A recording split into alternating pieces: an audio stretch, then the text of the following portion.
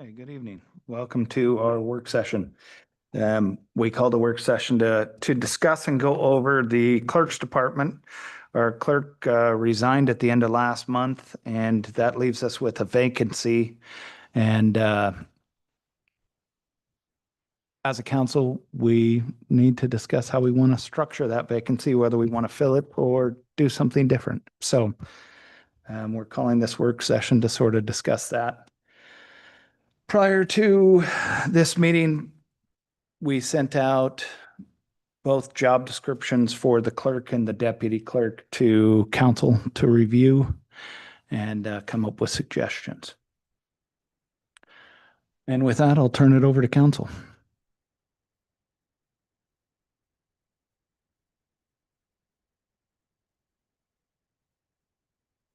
I don't think there's really a choice to fill it or not fill it, whether it's fill it by way of inquiring as to if the position Maggie wants to take or not. I think the position has to be filled as to who our city clerk is. Agree 100%. And in the past, it has been an issue of discussion to have HR under the clerk. We do need a deputy clerk or someone to fill in while our clerk is gone. But how those roles are structured, I think, is super important. Up until 4 years ago, I think, maybe 5 years ago, we had, and Chief, I'm glad you're here, and maybe you can pin into this if my timing is off, but we had a city clerk who was also the HR department. She carried both roles and did both roles. It wasn't until 4 or 5 years ago that we stepped in and separated the HR roles from the clerk and put a deputy clerk and HR under the clerk's office.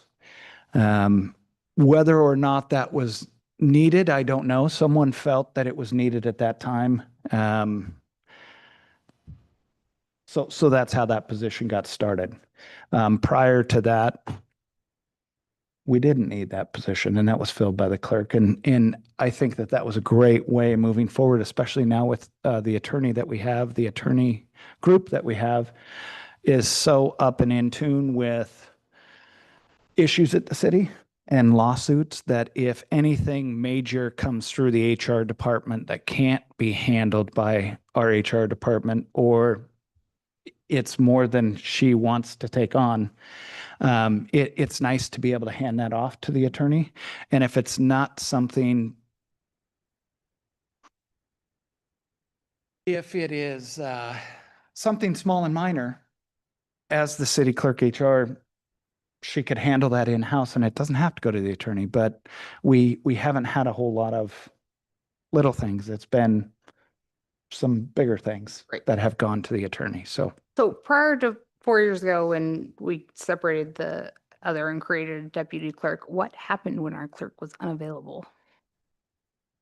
Someone else from the fishbowl, from the office here at City Hall, stepped in to take that role. I don't believe were trained as a deputy clerk, but they kept the minutes and kept things moving. And the mayor did what the mayor does and just moved the meeting along. And if we had questions, that sometimes waited until the clerk got back and we pushed the business off.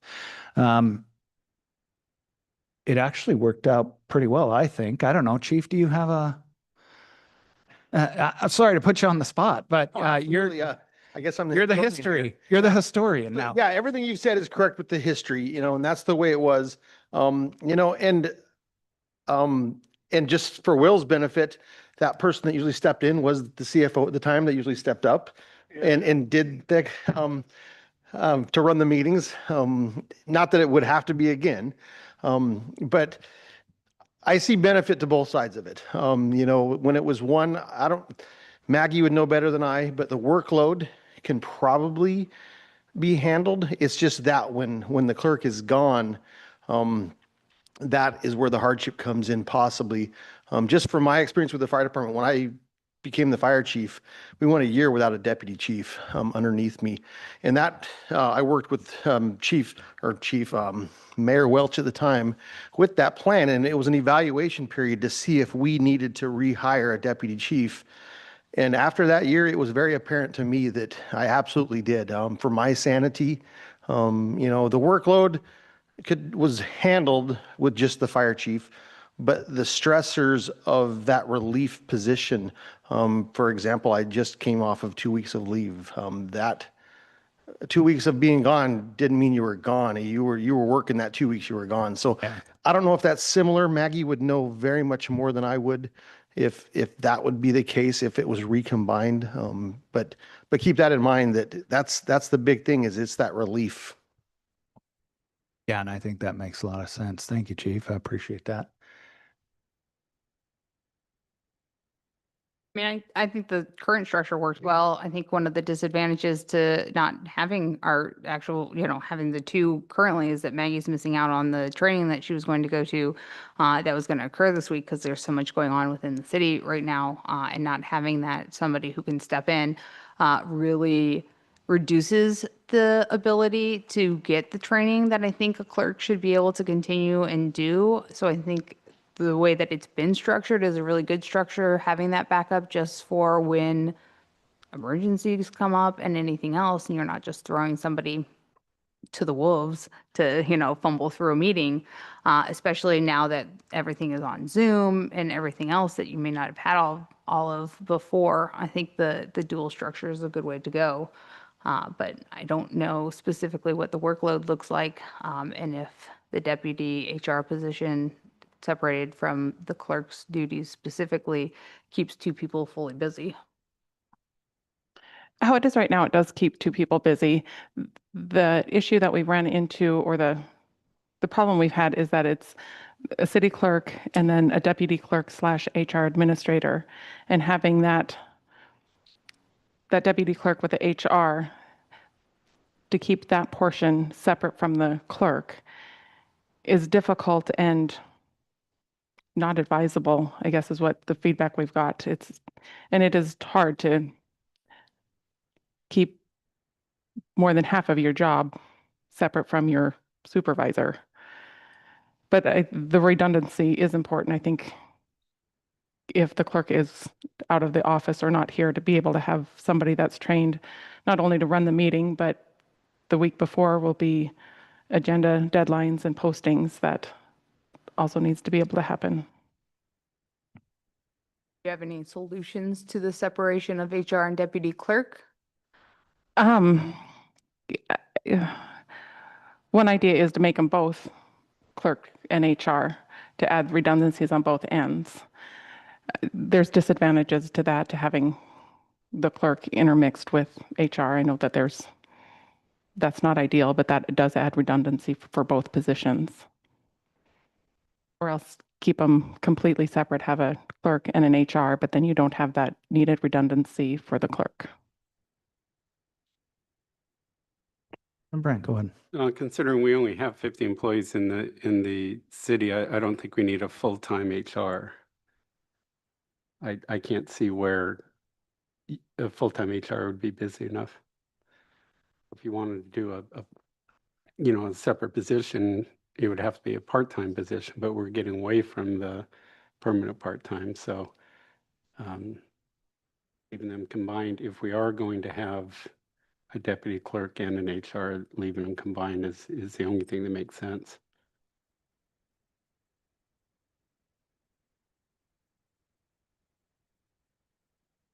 Unless we want to contract out the HR completely. Well, and that has been a topic of discussion, Councilman Brandt, between Maggie and myself about the city clerk. If the city clerk position also took on onboarding of new employees for benefit packages and things like that, anything that would come up HR related that the clerk or the mayor couldn't handle, it goes to the attorney anyway. And we have an attorney on contract. It is a solution. It's not a great solution, but anything that is of an HR matter that needs to go to the attorney, it's always nice for the attorney to be involved right off the bat if we can't handle No, it in-house. I don't disagree with that, but I think having the attorney as the point for HR can be intimidating to employees because I deal with that all the time. People are intimidated by attorneys because most people think of attorneys as condescending, stuck up, and not approachable. It's clearly not true of all attorneys. Some fit very well into that, but I think having them as the point of contact to HR complaints of any level is not the best solution. I don't necessarily know if there's another way to separate HR from the clerks and have HR as a standalone, especially if there's not enough work for them. And I don't know that there's another position you could combine with HR to make it separate from the clerk's office. I understand the reasoning for separating the deputy clerk and HR so that the deputy clerk just works under the clerk. And I think there would probably be enough work without the HR part of it for the clerk and deputy clerk to stay busy. But then what we do with HR, I don't know. But I would advise against making it the point of contact being an attorney, because I think that will scare people away from making especially smaller complaints, because it can be intimidating talking to an attorney, and especially because our attorney is not going to be present. So you're going to be making it to somebody you've never met and had that face-to-face interaction with. And it wouldn't be cost effective either at $320 an hour. And I don't know that our attorneys would want to deal with, day-to-day petty HR stuff, stuff that rises to the level of needing the attorney's advice, of course, but, minor stuff, I doubt our attorneys would want to take that on anyway. So I think regardless of what we do this evening, that this job needs to be advertised. It's been vacant for a month now. It have been advertised the day that we got the previous clerk's resignation letter. So I would recommend advertising right away.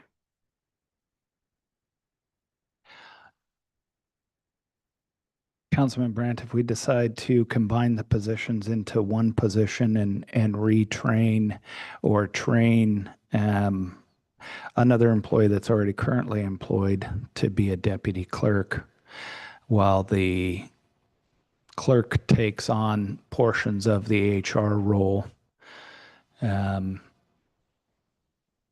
that changes the job description totally if we're going to eliminate the deputy clerk HR position and have a clerk HR position and find an alternative for the deputy clerk, which is why I brought this work session here. If we're going to restructure the way HR is set up and the deputy clerk is set up in the city, we certainly need to have a discussion as a council about how we go forth with that.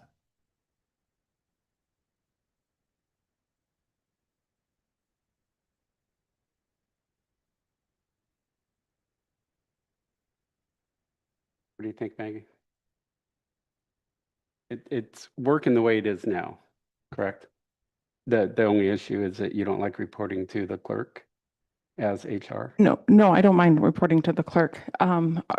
We've had at least 3 attorneys tell us that the way it's structured right now isn't the best, to have the clerk oversee the HR position, but the HR position doesn't report to the clerk about HR items. But you'll agree, we don't need a full-time HR for the city of North Pole. No, the HR position has gotten more. We have increased the duties just in the past few months, where we used to do onboarding and offboarding and benefits enrollment through a third party that has moved into the HR position. And that we do. What I'm saying is that we don't need a full-time standalone HR.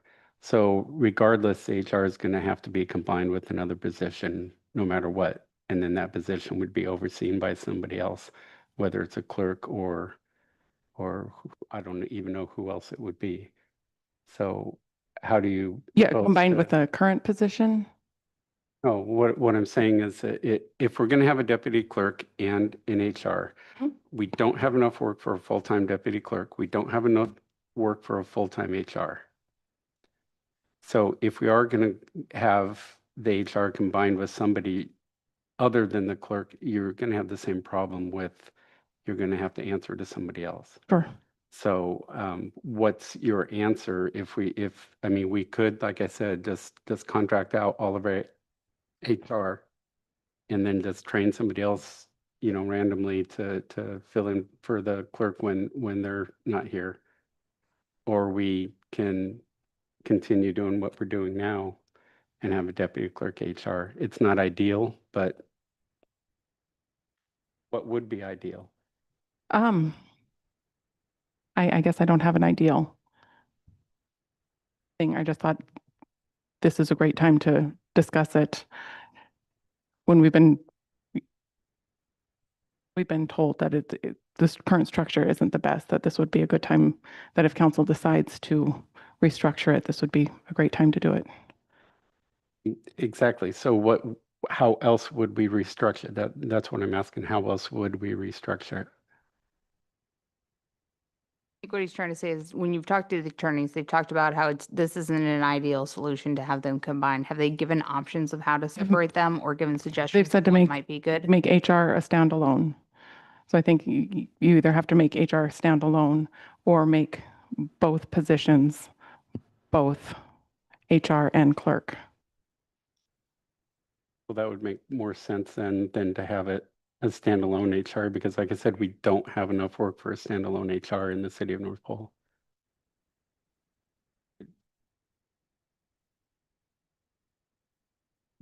Yeah, so then it's revising the job descriptions for both and posting.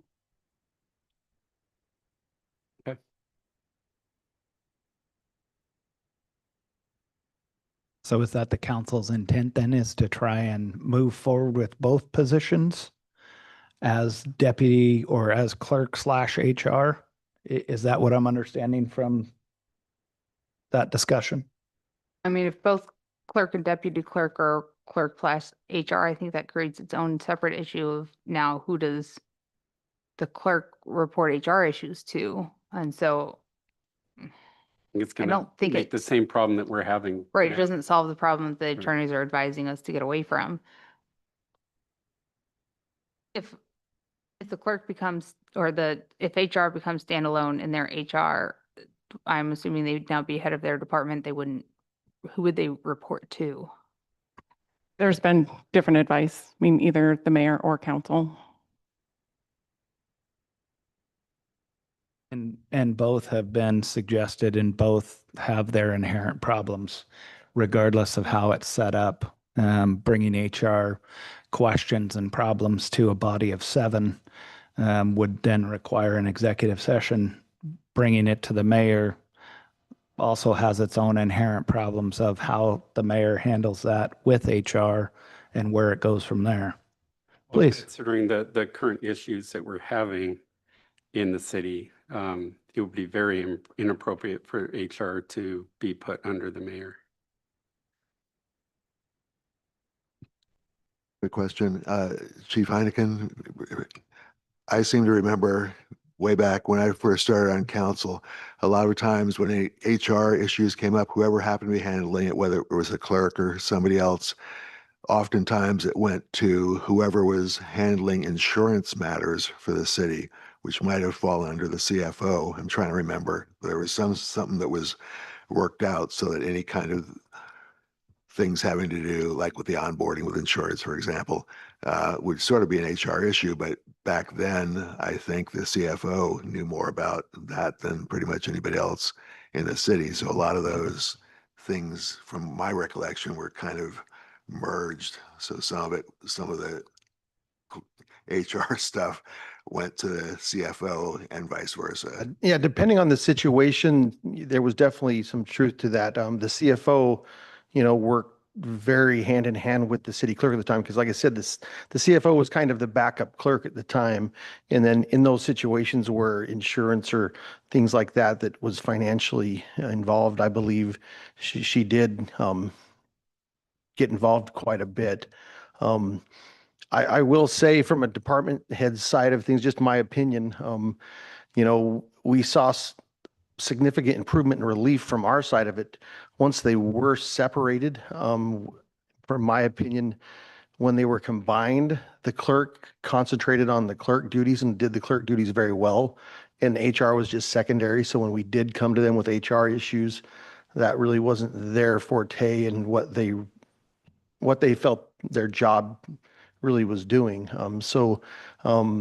Since the separation, we've had much better HR and specifically with Maggie. I mean, by far, I'll compliment her all day long. We've had the best HR we've had with Maggie. So just my 2 cents.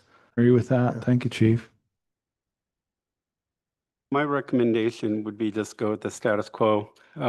We don't, I mean, I've said this over and over, we don't need a full-time deputy clerk. We don't need a full-time HR. Combining the two makes sense for our city. It may not be ideal, but it's working for us. So my recommendation would be just to go ahead and go with the status quo that we have now and advertise for the city clerk position. Welcome, Councilman.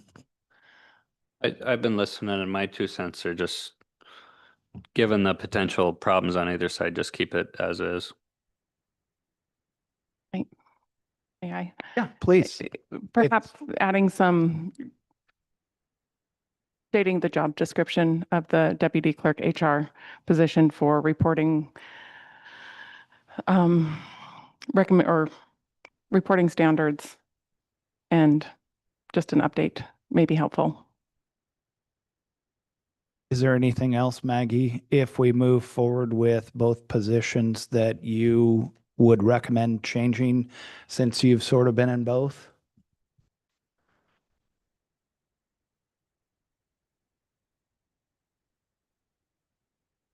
Not off the top of my head. I mean, it'd be more of a going through the both job descriptions.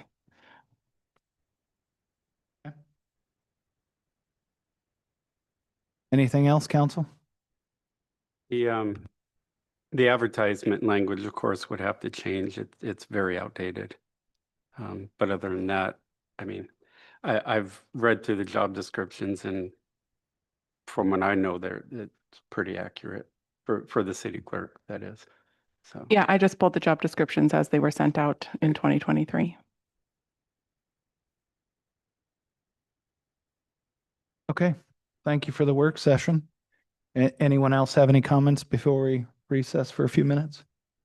I just want to make sure that the city clerk's position has been empty for over a month now.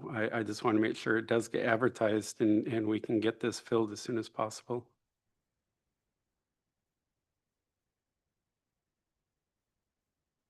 Okay, with that, we'll take a 5-minute recess and we'll get back here at 6:30. Thank you.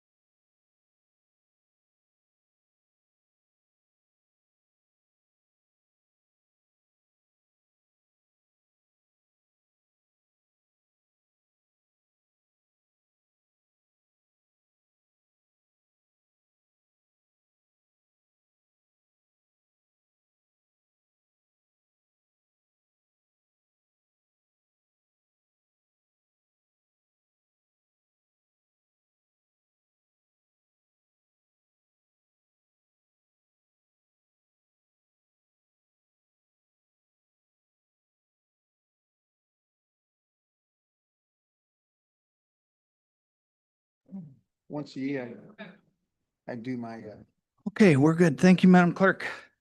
Good evening. Welcome to our council meeting, City of North Pole. Before we get started this evening, I would like to say a happy belated birthday. 251 years to the United States Army. And they started in 1775, June 14th, which is also Flag Day, which is why we call it that. Madam Clerk, please call the roll. Mr. Williams? Here. Mr. Schuster? Here. Mr. Brandt? Here. Ms. Rolfe? Here. Mr. Claus? Here. Mr. Skips? Here. Mayor Church? Here. Thank you for that. With that, please stand for the Pledge of Allegiance and the invocation.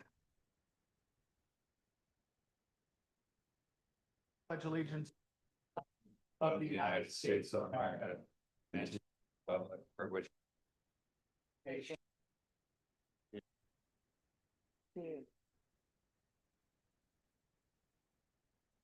Please bow your head. Dear Lord, thank you for bringing us together as a community. Let the decisions that are made here this evening be made with the heart of this community and bless our entire state. In your most holy name we pray. Amen.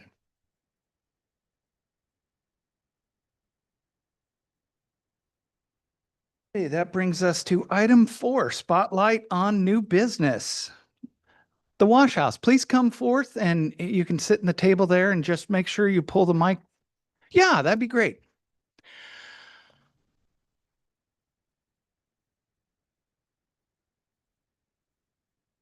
And then when you sit down, if you'll drag the mic down so it lights up. Thank you, Mr. Williams. No, that's fine. You're an Okay. action item. Thank you. Hi.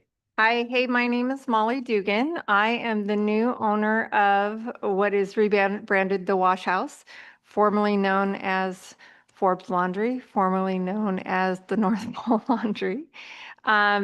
It was in the process of relocating when I bought the owner's assets and finished construction. We did relocate, so on the back of the card I gave everybody, you'll see that it is now in the backside of the North Pole Plaza. So we can be known as the laundromat with the largest parking lot in the Fairbanks, North Starborough. So it has the same equipment. We have high capacity washers down to lower capacity washers. So that gives everybody a variety. If they can't wash at their own homes, big things, they can come into the laundromat. We also have something new that the other laundromats, none of the laundromats in town actually have, is we have injection solutions. So all you need to do is show up with your laundry, and we have the detergent and color safe bleach and sanitizer already programmed in the as options in the machines. You can obviously use your own laundry detergent, but if you don't have it and you show up, you just add it as an option. So you're not having to buy a bottle of laundry detergent from us or anything like that. We also, on our website, there's a QR code on the back that takes you directly to our website. And it has a live link of the status of how busy we are. So if you need to use our large capacity washers, or you need to use all of our washers, which has happened with one person, coming in, you can take a look at the live link and see how much longer, or if your favorite washer is available, how much longer it is until it is available, as well as dryers. So that's something that nobody else in town has either. The other item is we have so many ways to pay.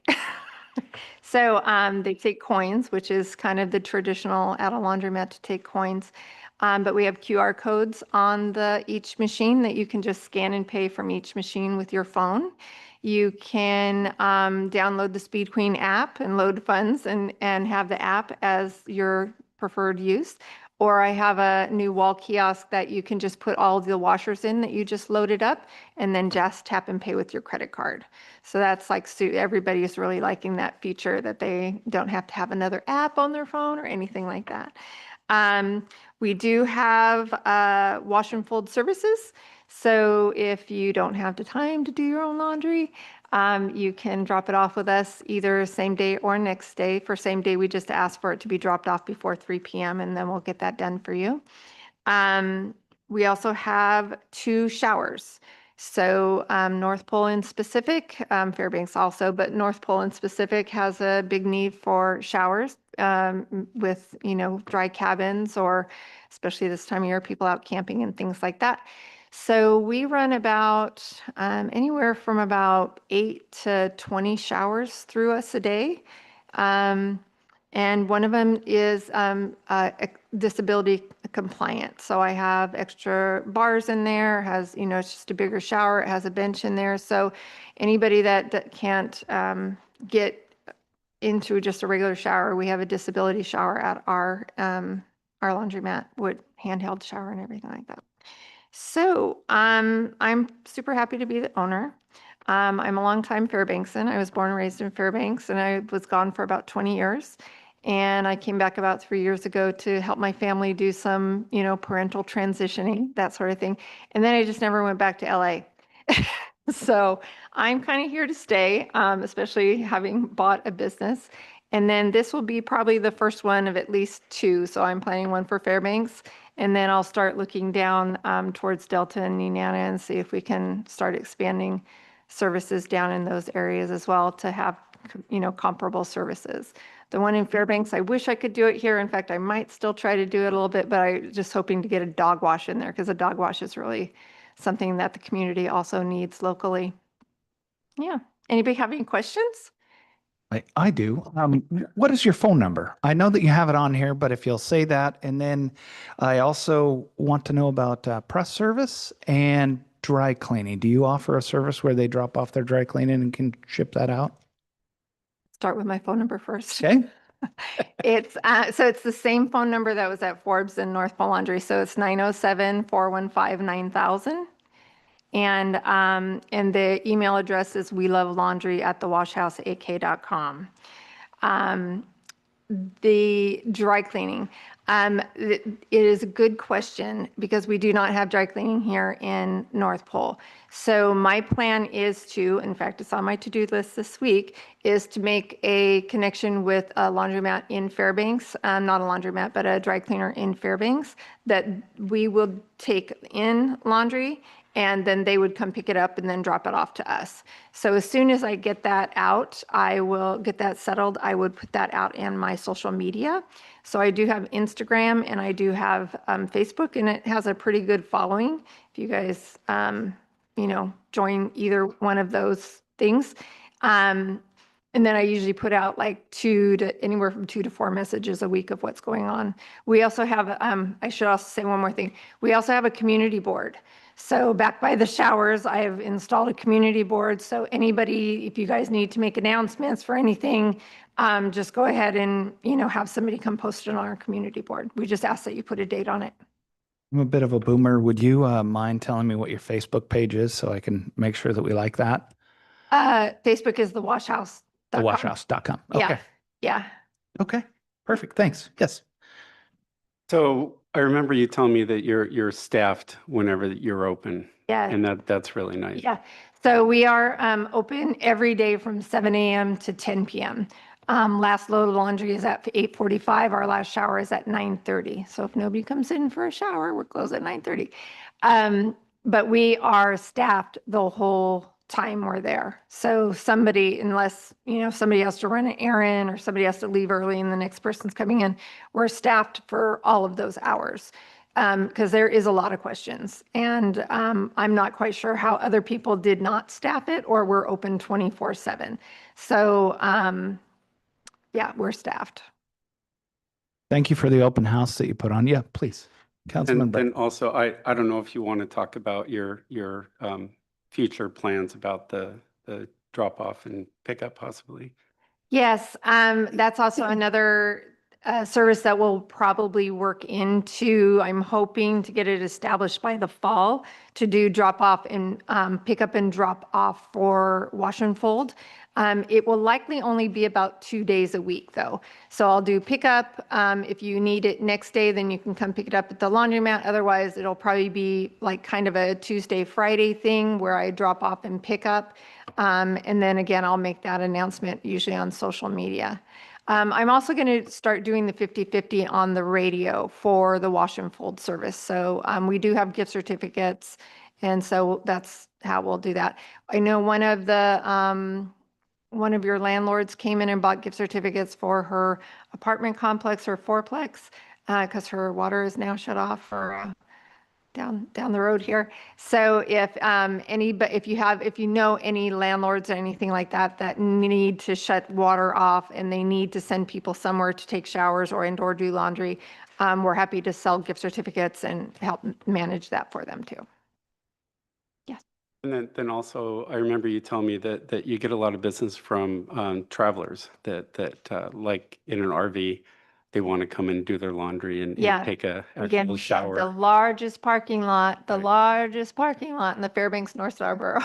So you are kind of hard to find though, because you're around back behind the.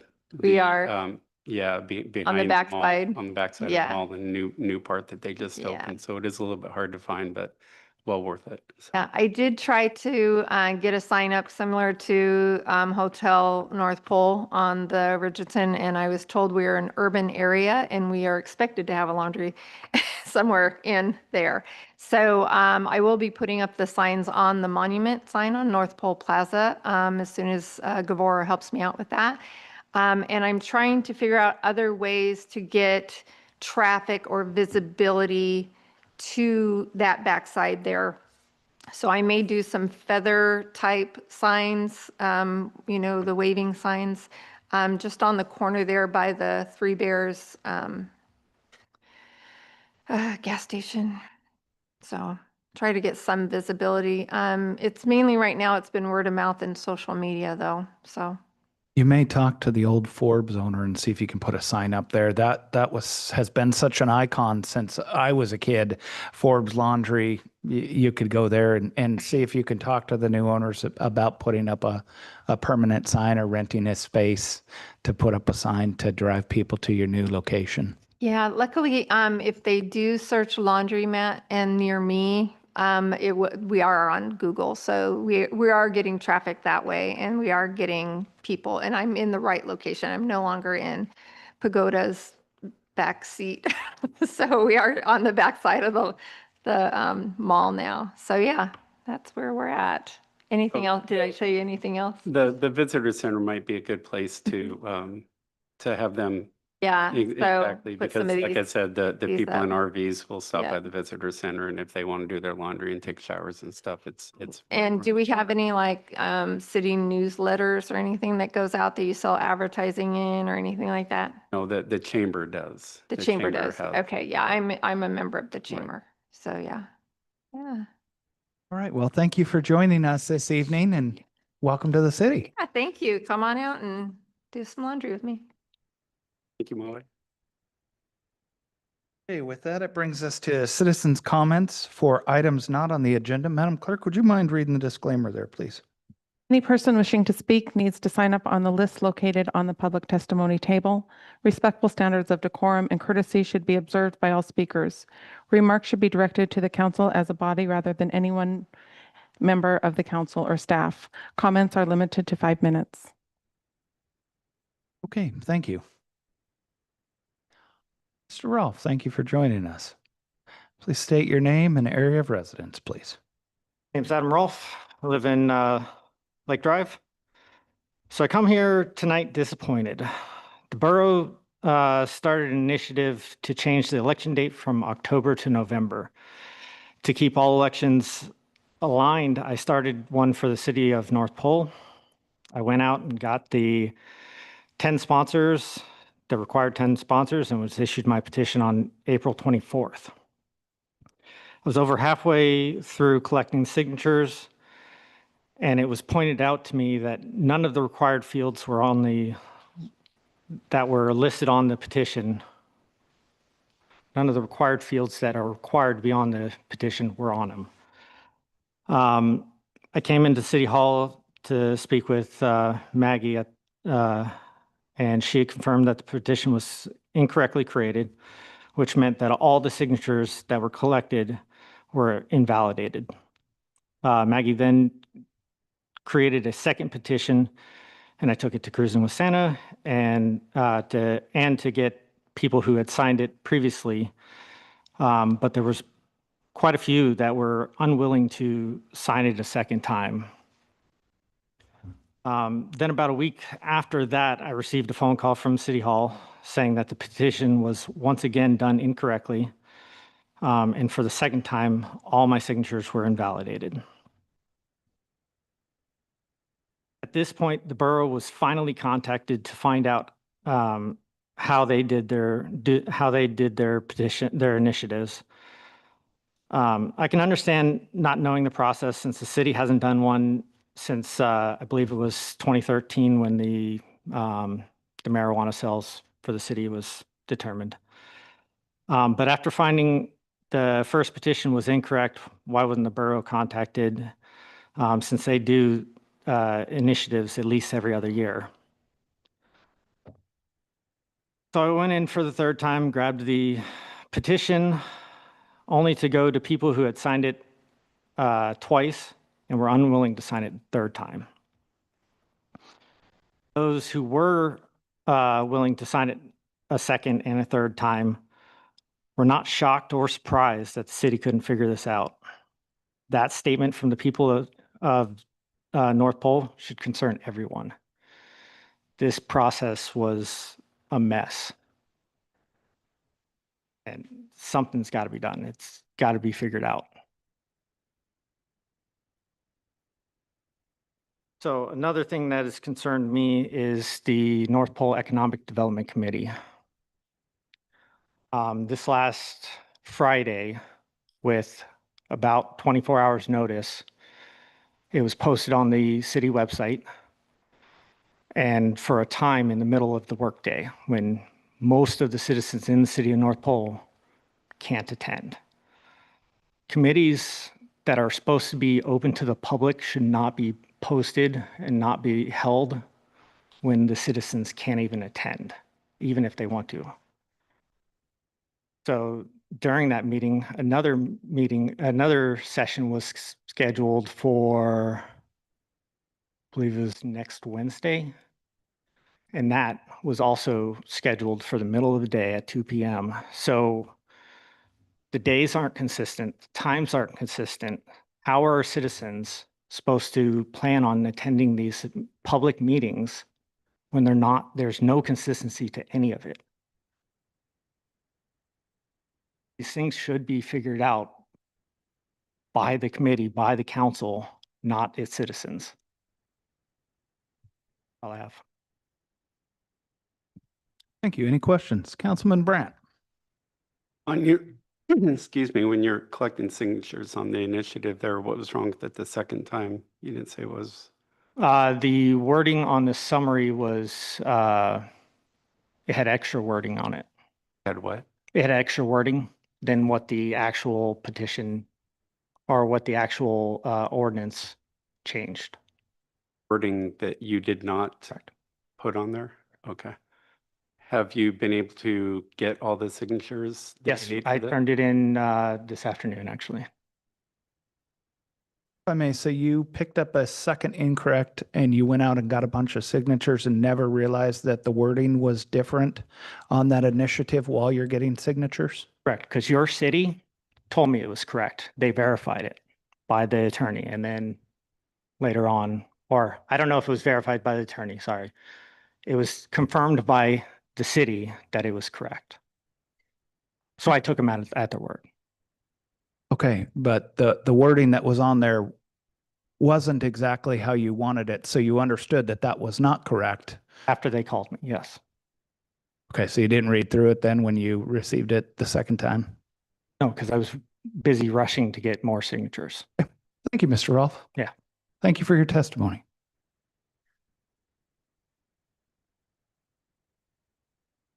Anyone else? Ms. Jones, thank you for joining us. Name and place, area of residence, please. Yes, sir. My name is Amanda Jones and I reside on Ileson Farm Road.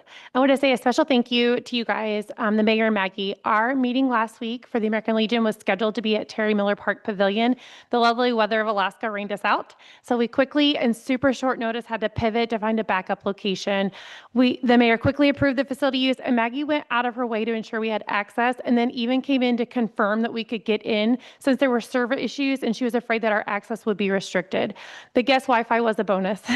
At our meeting, we recognized the Interior Alaska American Legion Law Enforcement Officer of the Year, and it was really great to be able to do that. We also had several additional folks attend our meeting that don't typically attend our meeting, and so having it here made it really convenient. We were able to put out street signs and quickly avert people to this location. We actually filled the room. It has more folks than you guys have at your current city council meeting, so that was great.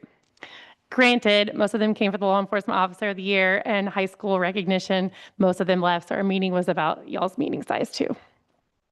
Additionally, I'd like to address a comment that was made at the last city council meeting that stuck with me for the last 2 weeks, especially as I reflected on Flag Day yesterday. The comment, paraphrased, was, "Mayor, I was wondering why our flag at City Hall wasn't lowered on Memorial Day."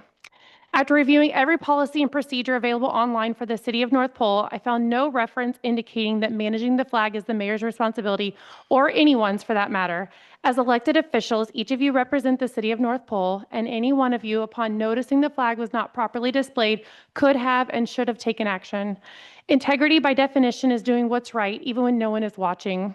Unlike the missing written rule about who handles the flag, integrity does not require a policy manual. While I would like to believe the question was asked in good faith, the pattern I've observed over the past several months, 7 or so, attending these meetings suggests otherwise. It felt less like a genuine inquiry and more like another tally mark on the City of North Pole mayor is failing scoreboard. At this point, I almost feel obligated to start offering you guys leadership tips and tricks during public testimony just to help steer the ship onward and upward because we can't afford to stay the current course. I hope to see this council stop pointing fingers and start working together, supporting one another, demonstrating integrity first, service before self, and focusing on ensuring the City of North Pole thrives. Please don't wait for the mayor's term to end. This behavior is not sustainable for the community. Regarding the flags, as you know, Memorial Day is not the only occasion when flags are flown at half-staff. Both the President of the United States and the Governor of Alaska issue half-staff proclamations. How is that currently being handled? May I suggest you form a committee to establish a clear policy regarding assigning responsibility for raising and lowering the flags? Public Works or City Services may be the logical choice. Sorry, Glenn, you're not even here to defend yourself or your department. But if those departments do not work on federal holidays, then the policy should address whether an elected official will handle it or whether overtime may be authorized. A written policy would ensure that the city consistently honors the U.S. flag code. Additionally, Interior Alaska American Legion Post 99 is available to answer any questions regarding the flag etiquette, and I'm sure VFW Post 1029, located right here in the city limits, can also provide that guidance. I've also brought a flag code etiquette handbook for reference. I'll leave with you all. Let's continue to find ways to work together. Thank you for that, Ms. Jones. I really do appreciate it. Any questions? Quite all right. Anyone else for citizens' comments? Good evening, Ms. Wilson. If you would state your name and area of residence, please. My name is Tammy Wilson. I live in North Pole, which I've learned in the last few weeks. People don't know the difference between the area of North Pole and the city of North Pole, but I've learned. So I'm here as the representative tonight for the assembly. We've been pretty busy and I'm going to continue it, so I just want to bring some things to your attention. We just had a special meeting concerning the pipeline evaluation. We had our attorney before us and a special meeting on how to go about on the new evaluation that will take place soon and continue for the next, I believe 10 years. Also, we're looking to sell land, putting land back into private hands. So Western Chattanooga subdivision land sales will begin on 6/25 and go to 7/24. So this is going to be something different that the borough hasn't done before, and it will be a lottery. So it'll cost you $25 per lot, depending upon which one. So you can go on the borough website right now, and there are 25 lots, and it'll show you the price of each one of the lots. There will not be a road. There will be a trail. So, take that in mind when you go, oh, wonder when the road's coming in. It's not. But it's way up. It's kind of more of that cabin feel, get away from the city type of thing. You cannot purchase more than one lot, which I think that's pretty cool. And from what I see, you do not get your $25 back if you are not the lucky winner. But we've never done it before. I think it's kind of a cool way to do things. So we'll see how everybody else, has. What I'm just excited about, we're finally starting to get land that was given to us by the state for the purpose to put into private hands and not just sit there. So it'll be interesting to see how many people decide to do it. What will happen at the end if they end up with any of those lots that don't get bought, they'll be over the counter and then anybody could go and be able to do that. Pearl Creek, another one that's been out in the news. So yes, you are right that if you heard that there's going to be an ordinance coming forward to allow the Pearl Creek Charter Group to be able to lease under the value from the borough. So what will happen is that on 6/18, there'll be a special meeting. That special meeting will just be the first reading of the ordinance. Right now, when we get a school back from the district, we incorporate all the costs. So the school district saves money. We do not. So it's one of our things is that, do we just let it sit there and degrade, or can we put it in somebody's hands? And that's what this is really all about. They would take care of the maintenance just like they do, the electric bill, all the rest of it. However, the contract will be dependent on an approved final charter school that will have to be dealt with the school district. With that, after the first reading, we will then have a special finance meeting on 6/25 concerning just the Pearl Creek contract.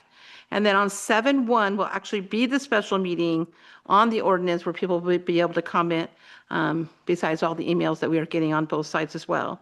I was happy to bring this forward.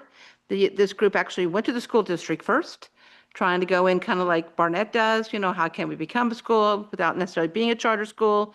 Everything they tried to do was turned down by the school district, and that's just disappointing because more choice you have, the more kids that you can bring back. And my understanding is they have between 100 and 150 children wanting to attend that currently does not attend any of the programs that the school district, Fairbanks North Star Barrow School District has. So that would be great to have them back as well. We also have coming up ordinance 2025-20-2D. This will be for additional funding for the Westcock Pool. $11.7 million wasn't enough, so they're asking for another $500,000 to finish around, how it is when you start, especially contractors, start tearing things apart, and guess what? You find things are, not as good as you thought they were. So there was concrete underneath the tile that they found was degrading quite a bit, so they want to go ahead and get that fixed at the same time. And obviously it would be cheaper to do it now. This next meeting, we'll also be going to executive session on the assembly. It's labor negotiations time. That's always a fun time of year. We'll see what that brings forward, especially since we are up against our revenue cap at this point. As I'm sure you're aware of, but Friday we turned in our initiative to change the date from October to November. We turned in almost 3,000 signatures. Thank you to everybody that helped us be able to do that within our 90 days. And last but not least, if you're not doing anything on Saturday afternoon at 1 p.m., will be the Veteran Cemetery groundbreaking on DeHalden Road. The interior has waited a very long time for this, and I don't know about you guys, but I'm super excited by it. Long overdue. We bought a lot of pieces of property we shouldn't have done, but we bought something that we, absolutely, if you've never seen it, it will take your breath away. But it will be brought in by DeHalden, and if you have a car loaded to the ground, you might want to think of catching a ride with somebody with a truck. So that's what's going on in the borough. So thank you very much. Thank you. Any questions? Seeing none. Appreciate you being here. Anyone else for citizens' comments for items not on the agenda? Madam Clerk, anyone online? There's no one online. Okay. We'll close citizens' comments and move on to approval of agenda and consent agenda. Can I get a motion, please? Motion to approve the agenda and consent agenda? Second. Any discussion? I'd like to amend the agenda to postpone item 13E, Resolution 2026-08, City Manager Form of Government, to the July 6th meeting. Second. Second. So moved and seconded twice. Any discussion about that? Okay, seeing none. Any other amendments? Madam Clerk, will you call the roll and have the motion, please, carry the main motion? We can't do that. I think it needs to be separated. On the motion to amend the agenda to postpone item E, resolution 2026-08, city manager form of government. Mr. Skips, Yes. Mr. Claus, Yes. Mr. Schuster, Yes. Mr. Williams, Yes. Mr. Brandt, Yes. Ms. Rolfe, Yes. Mayor Church. I'm going to hit pause right here because I failed to ask anyone if they were here to speak about the city manager form of government prior to accepting that. I apologize, Mr. Poirier. I would like to rewind and take citizens' comments on that since it is his opportunity to give a voice. Please come forth, take the table if you desire.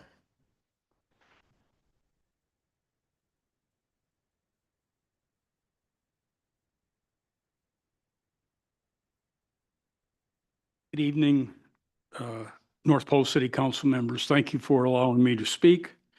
My name is John E. Poirier. I reside within the city's boundaries and have participated in city governance since 1985, as I am doing right now as a voting citizen. I have served on the city council, participated in numerous appointed positions on various committees for the city. I have also participated as an organizing member of a citizens group that petitioned for the recall of a sitting mayor for cause. That effort was successful, and the prior mayor was recalled early in his term. I am not new to governance by the people of this fair city.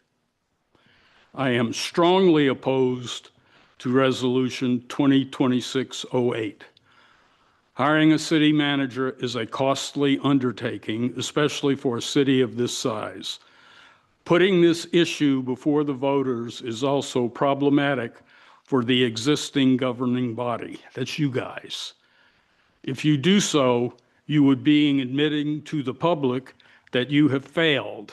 Yes, failed as the existing governing body. While I agree that you have had some very difficult times and your performance has not earned you a grade of A or B or even satisfactory, I don't consider it a failure. The voters of this city had the confidence to put you in the office and will have the opportunity to renew their decisions through elections as your individual terms expire. I strongly urge you to not embarrass this city and yourselves by suggesting that this city's electing governing body has failed. Thank you for your time and your service to the community. Any questions? Please, Councilman Brandt. Do you realize that the city manager form of government, all that does is there will still be the city council, there will still be a mayor. The city manager just does the day-to-day management of city business. I am fully aware of what a city manager form of government does, and I do not believe that it is appropriate for this city. I understand it fully. I've been around for a while.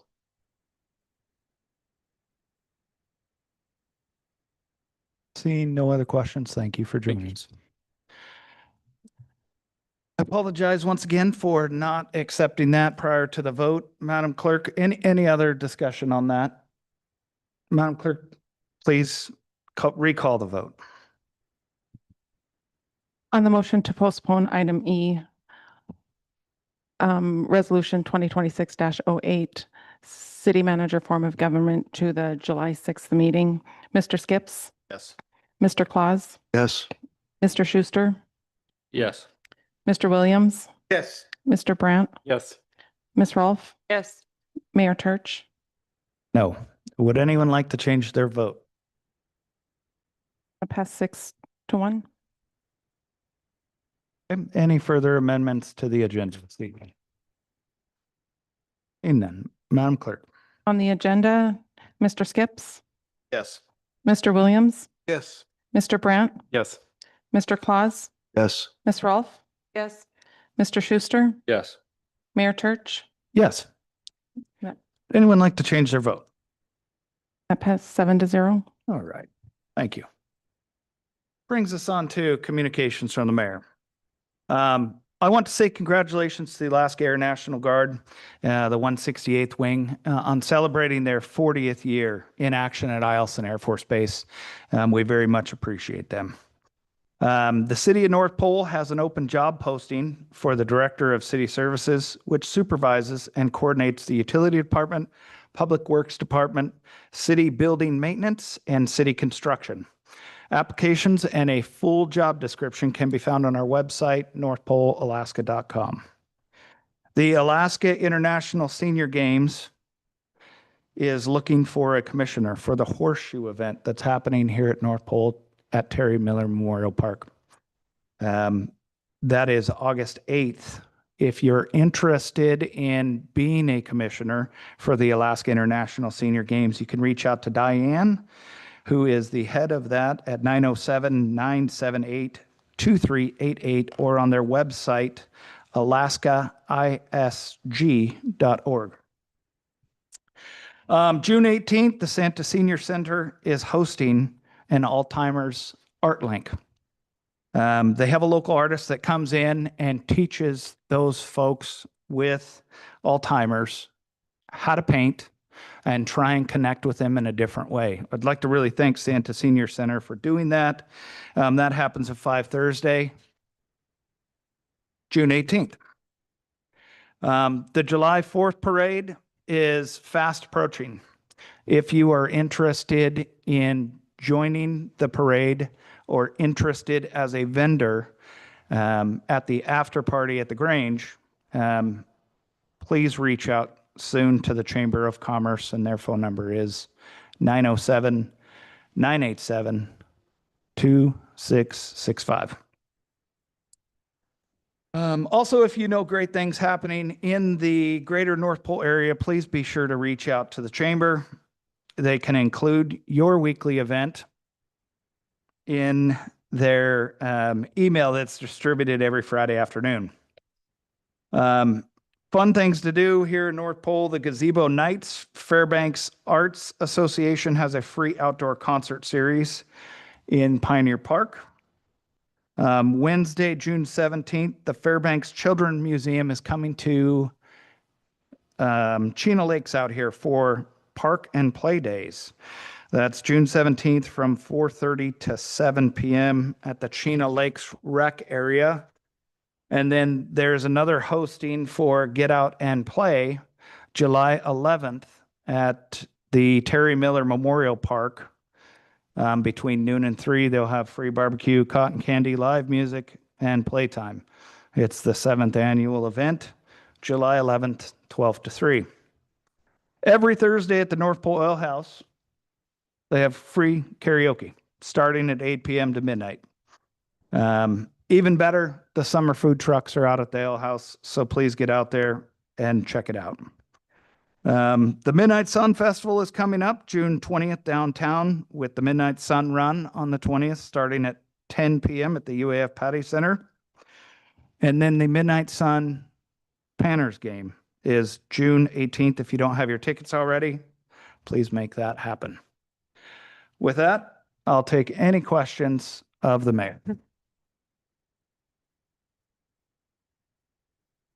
Seeing none, we'll move on to communications from department heads and borough representative. Let's start with our borough representative. Do you have a report to give this evening?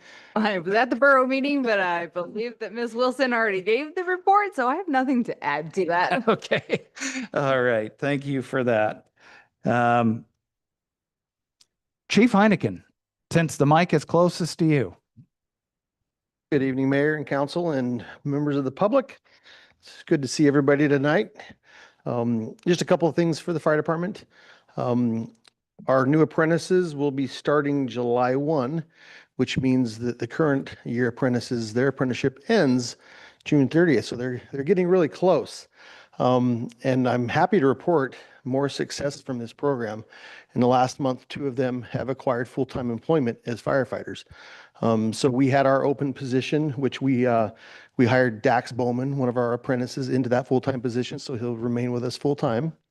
And then we just learned that Hayden Hebert was just offered and started a job with Chena Goldstream Fire and Rescue, which is one of our local fire departments. And that's our goal, is to get these local kids in these local departments and stabilize that revolving door of kids going out of state or to Anchorage. It really stabilizes us when our surrounding fire departments stabilize their staffing as well.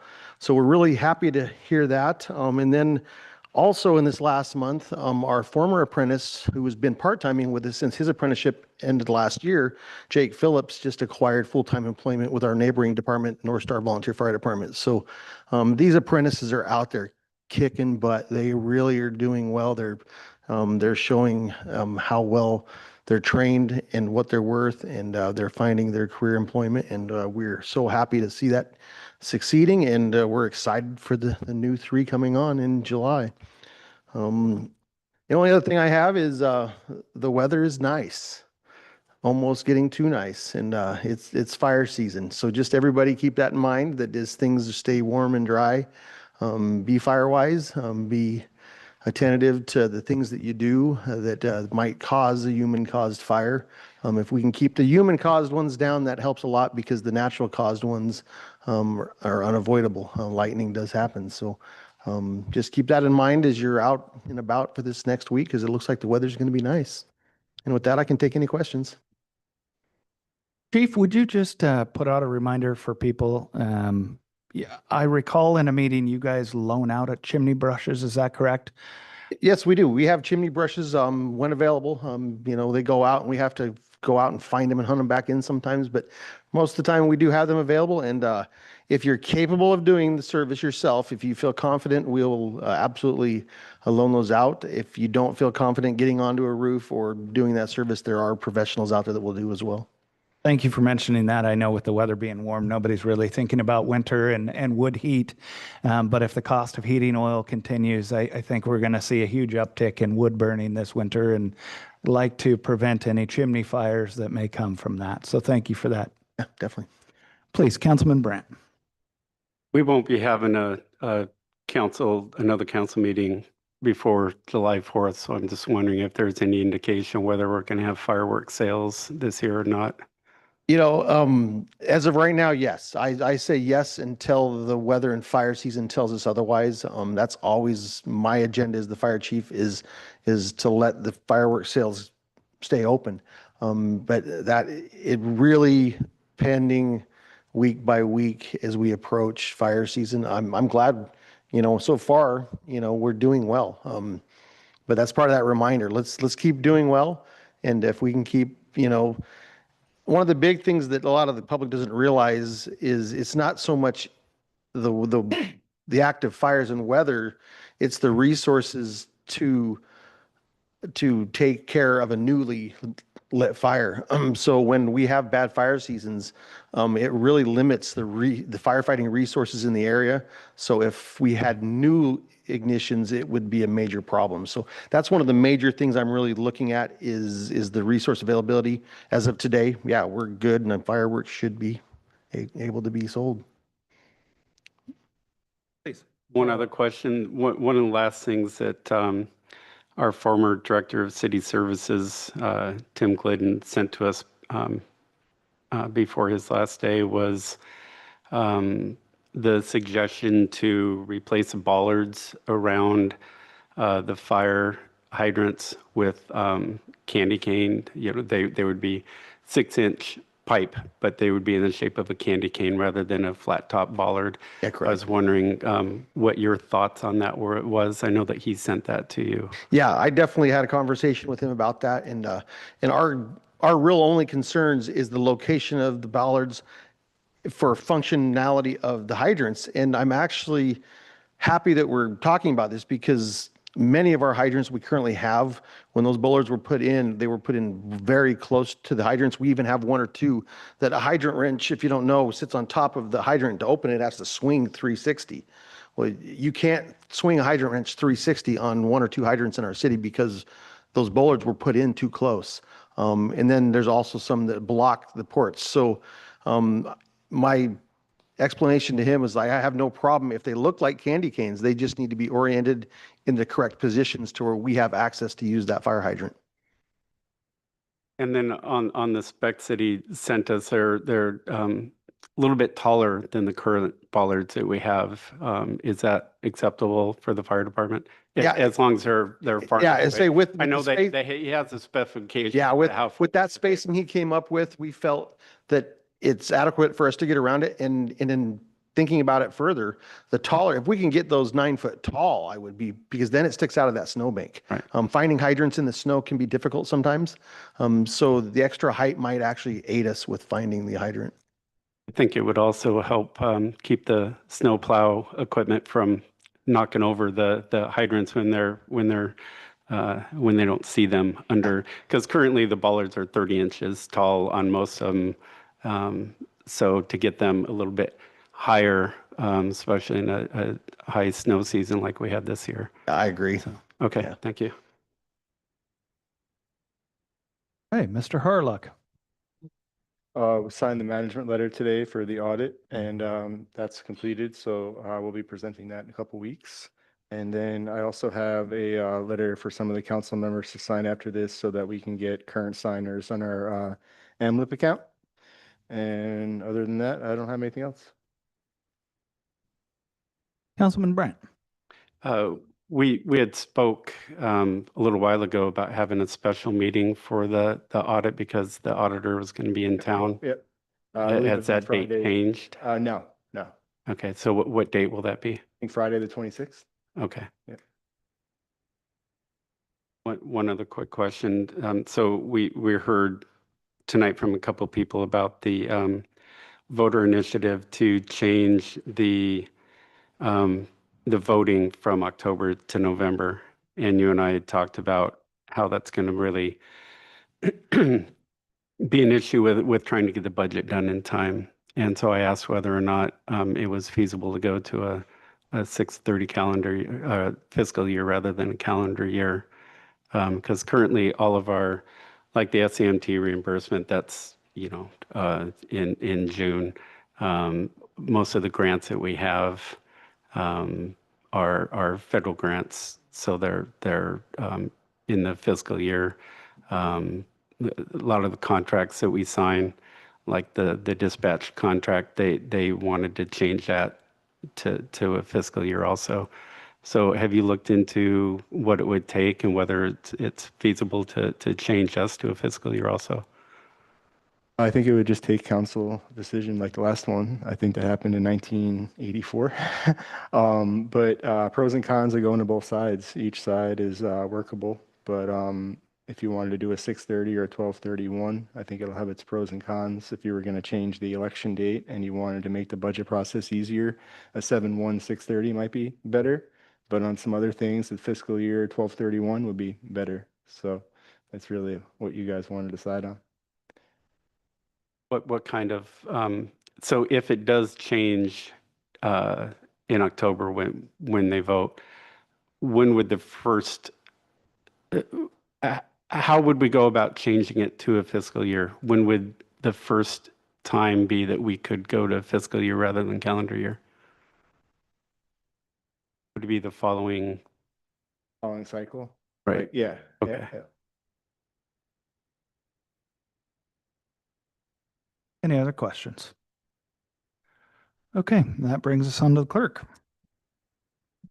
Or acting clerk. Clerk's department's been busy. We've got open enrollment going on right now. We've got another week left and it's been going pretty well. We changed the processes. We're doing it in-house now rather than third party. We've had a couple hiccups, but for the most part, it's been going well. We've got about 50% of the employees enrolled in next year's benefits. I've was invited to the area clerk's election meeting last week, and it was very informative. And those clerks are very generous with sharing their extensive knowledge, and I'm grateful for that. And that's about all I have. All right, thank you. Any questions? Please, Councilman Claus. So Maggie, my question is, the mayor just mentioned acting clerk. Would you mind putting a item on the agenda, the next agenda, that the council can approve acting clerk? And if there is any kind of a salary adjustment, that can be brought before council as well, please. Would mind putting that in as a Add it as an agenda item. I Thank need you. 2 council members to add it to the agenda. Actually, Councilman Claus, there's no need for that. The attorney, because we haven't hired a clerk, she is acting clerk and receives an acting clerk stipend for any department head that you cover per city code.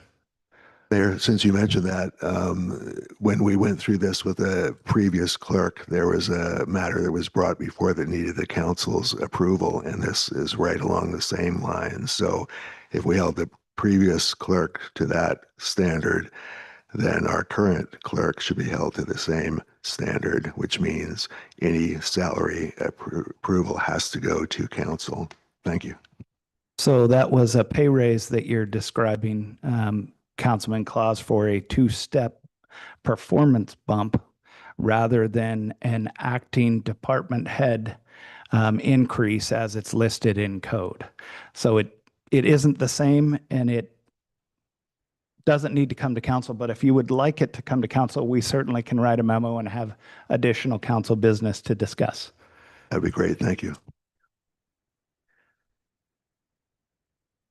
Okay, with that, oh, please, Councilman Brandt. Maggie, when you met with Dan in April, I asked you to find out about what it would cost the city of North Pole if we were to have our elections on a different date than the borough. We're able to get that I information. don't have an estimate on that, but I am meeting with them fairly soon Okay.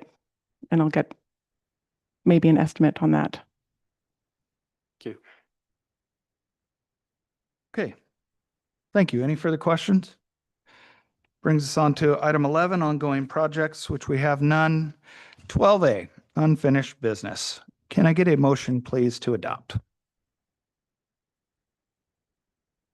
Motion to adopt ordinance 2026-10, budget amendment for the 4th time. Second. So moved and seconded. That brings us on to a staff report.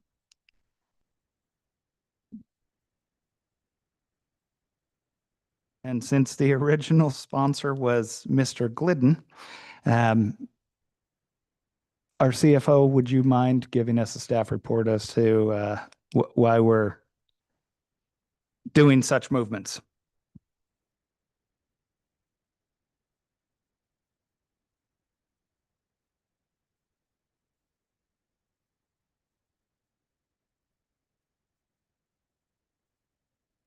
Ordinance 2610, it's bulk of it's for the solar project that was approved. The other portions are for $50,000 for a S&W contract, $25,000 for the respec contract, $1,000 credit card fees for the building department, and then $50,000 equipment outlay for new pump houses, new VDF pump house. All right, thank you, sir. That brings us on to a call for public testimony. Is there anybody in the room or signed up online who would like to give testimony to this item? Seeing none, that moves us on to council discussion. Seeing none, that moves us on to the roll. Madam Clerk. On the motion to adopt ordinance 2026-10, budget amendment for the 4th time, Mr. Claus, Yes. Mr. Brandt, Yes. Mr. Schuster, Yes. Ms. Rolfe, Yes. Mr. Skips, Yes. Mr. Williams, Yes. Mayor Turch. Yes. Would anyone like to change their vote? That passed 7-0. Very much. That brings us on to 12B. A motion, please, to adopt. Move to adopt ordinance 2026-11, repeal ordinance 2013-03, made in North Pole trademark, Title 5, Chapter 5, Section 13. Second skips. So moved and seconded. This brings us on to a staff report. Our sponsors are Councilman Brandt and Councilman Claus. Would either one of you like to give a staff report? So this was a program that started back in 2013, and it never got traction with the city. It's never used.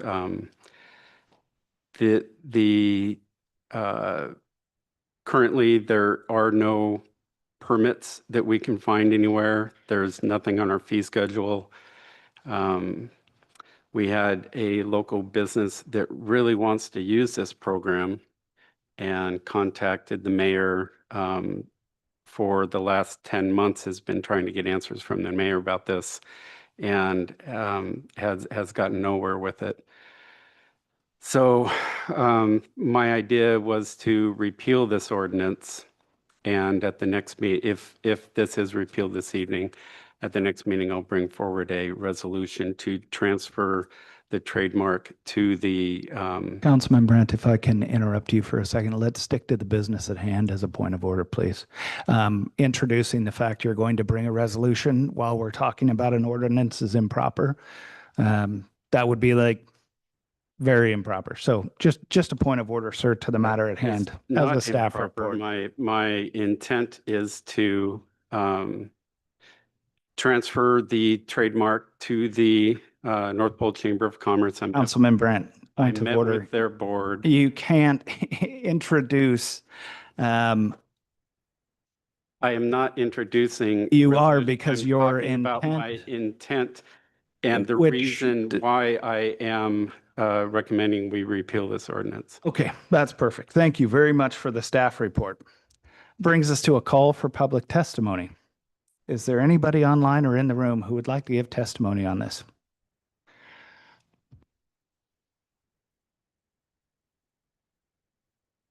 Mr. Rolfe, please state your name and area of residence. I'm Rolf. I live on Lake Drive. I feel like this shouldn't go forward.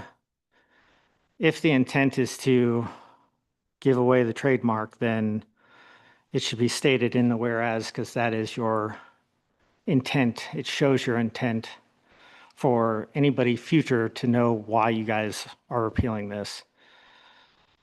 I think it's a mistake to give it to the facing their name, chamber. I think it's a prime candidate to go to the Economic Development Committee. I think they are well suited for that. They meet regularly, can review the applications, can promote it. That is what they are there for. I think it should live within the city, not another entity. Councilman Brandt.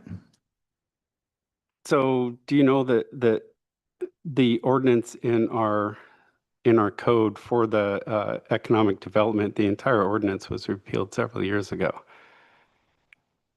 Have an Economic Development Committee? Not the committee, the entire economic development ordinance was repealed out of our code several years ago. So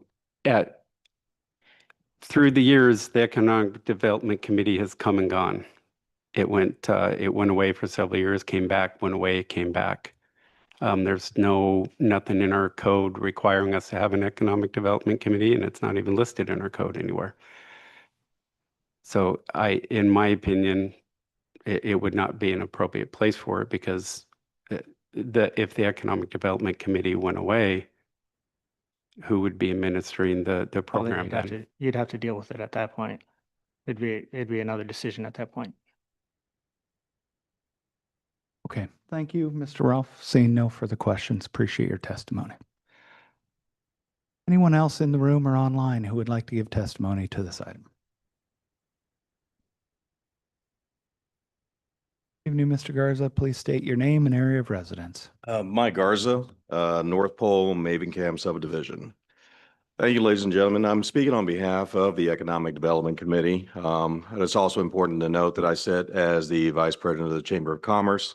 And so we had a discussion in regards to the trademark Made in North Pole, of which I abstained from the voting just to avoid any conflict.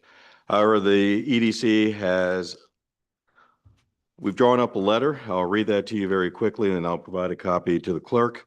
The North Pole Economic Development Committee respectfully submits this letter in support of exploring and authorizing a lease agreement for the Made in North Pole trademark to the North Pole Community Chamber of Commerce or another qualified community-based organization capable of managing and promoting the program in a manner consistent with the interest of the City of North Pole.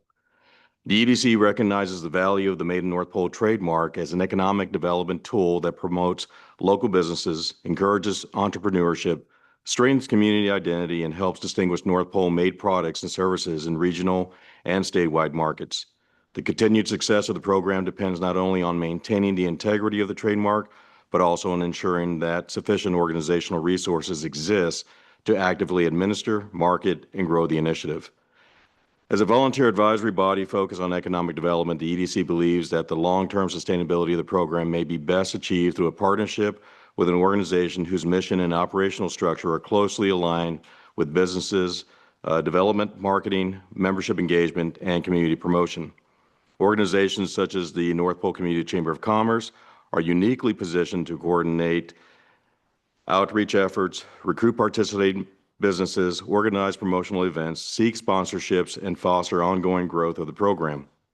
The committee further believes that a lease arrangement allows the city to retain ownership and ultimate oversight of the trademark while empowering a qualified organization to manage day-to-day operations. This approach balances stewardship of a valuable community asset with practical considerations regarding staffing, funding, and program administration. Importantly, the EDC does not recommend that any single organization be granted authority without appropriate safeguards. Any lease agreement should clearly establish performance expectations, reporting requirements, quality standards, trademark usage guidelines, and provisions allowing the city to review, renew, modify, or terminate the agreement if necessary.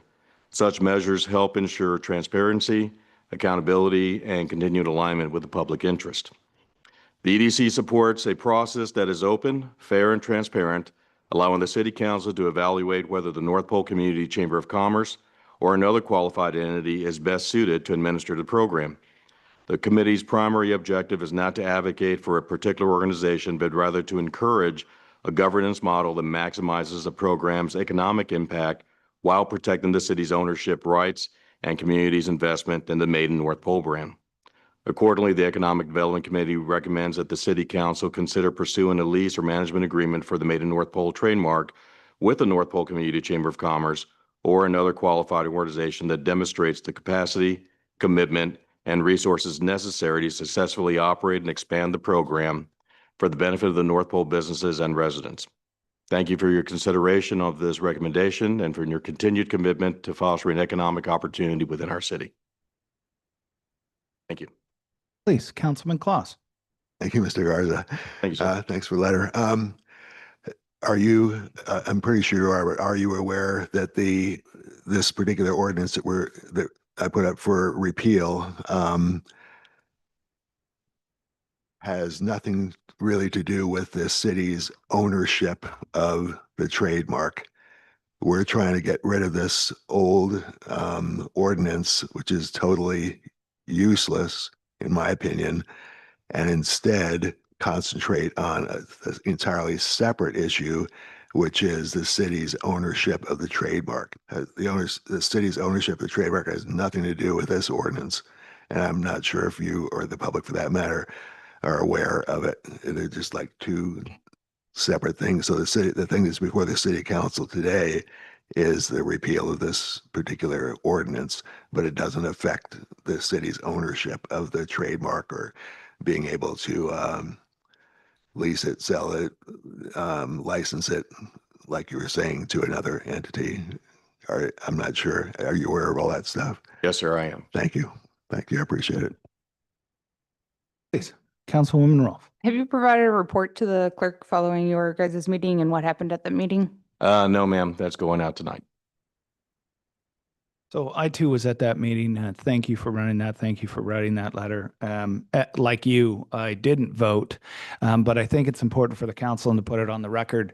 Um, the the discussion that happened about this piece of business and the trademark that happened at the economic development. Would you mind expanding a little bit on that and when the vote was called for this topic and how that went? So the talk was brought up, and fortunately enough, with our meeting being held a little bit earlier, it actually allowed more people to show up. The last meeting we had and the last few meetings we haven't had enough to make a quorum.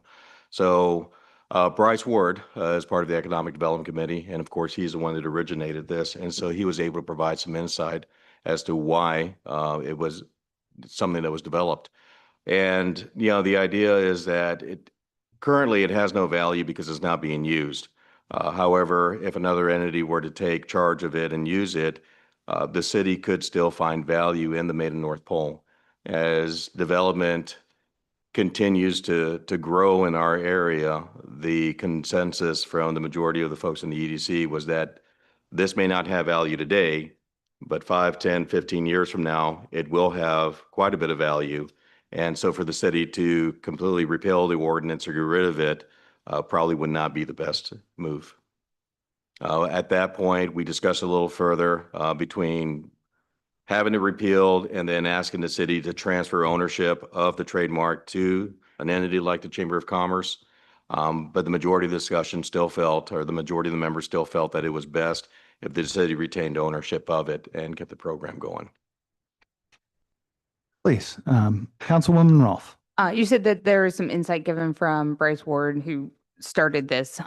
Did he give some information as to ways to fix it or how it operated when he was mayor? No, ma'am. I know shortly after that, he was no longer mayor and became borough mayor. And so that baton was passed off. I believe that would have been to Welsh. And then from there, I think it shortly kind of started just going away or dying out. Councilman Claus. Thank you, Mayor. Mr. Garza, talking about where we were before, I was on council when Mayor Ward brought that homemade in North Pole thing up to begin with. So I'm pretty familiar with what was going on back then. There still seems to be some confusion. So I have to ask the question again. This ordinance, whether it passes or doesn't pass or is retained or not retained, has absolutely nothing to do with the city's ownership of the trademark. The city owns the trademark no matter what happens to this ordinance, and the city can decide to license it or do whatever it wants to with it, so it still retains the value of the trademark. So if this ordinance 2013-03, are you aware that if that disappears, it has just absolutely no impact on the city's ownership of this trademark and whatever it decides to do with it from here on? Correct. But also, if you repeal this ordinance, you'll have ownership of the trademark, but you won't have any ordinance in play to document how it's supposed to be used. Thank you. Councilman Brandt, question. Have you read this ordinance? Yes, sir. I've got a copy of it already. Is there any part of this that you would want to save? That I would want to Even save? one part of it? The only sections that I thought would be worth changing or repealing would be 39 through 41 and then 52 through 94. The rest of it seemed fine with me. Personally, this is something that the EDC did not review, and when we met, we just talked about the ordinance being repealed and whether we should try to keep the ordinance from being repealed and maybe find a different way for the Maiden North Pole trademark to be used. Please, Councilwoman Rolfe. Okay, so the EDC decided or was in opposition of the repeal altogether, just repealing it. Yes, ma'am. Was there any discussion that you'd be willing to take on rewriting the ordinance as it stands, the North Pole trademark? No, ma'am. Okay. Is it something the committee would be willing to undertake? I think so. I would have to check with the rest of the committee to get consensus, but I believe that is something they would be willing to undertake. Okay, thank you. Okay, thank you, Mr. Garza. Appreciate that. Any further call for public testimony?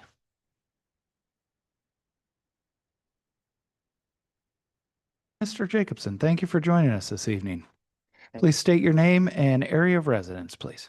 Jeff Jacobson. I live in the city of North Pole on Fennell Drive.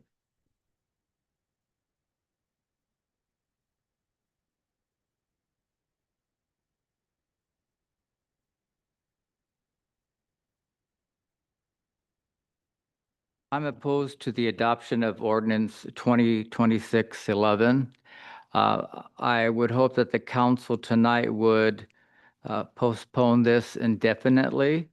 And the reason why I use that word indefinitely, because there is a lot of moving parts to this. I'm also on the Economic Development Committee for the city of North Pole. And Ms. Rolfe, you have asked if the committee was interested in working on rewriting this. And I think, I know I am. I think this is a valuable tool to have, especially as we're coming up on the 75th anniversary. And one way to make North Pole made products stand out from everybody else, it could really be a useful program. Unfortunately, the ordinance is employee heavy, meaning that the city has to do all of this work. And so I would like to work with the committee to make this more user-friendly, where there could be a leasing of this whole process to an organization and they capture a fee, but they would handle all of the minutia as far as applications and verifications and fee collections and promotion of this. But again, we are retaining the control over the trademark and how it's being used, and not just allowing somebody to put it on things. And so I would like to ask the council to give us the summer to work on this. The summer is really busy. So that's why I said indefinitely, so that we have some time to start looking at other trademark languages from different communities and how they handle them, and then be able to come back with a proposal for the council to consider, and then a new ordinance perhaps to replace this. Councilman Brandt. So in the last 13 years, you've been on council for the most part for the last 13 years, on and off. Part of that, very small part. Well, on and off.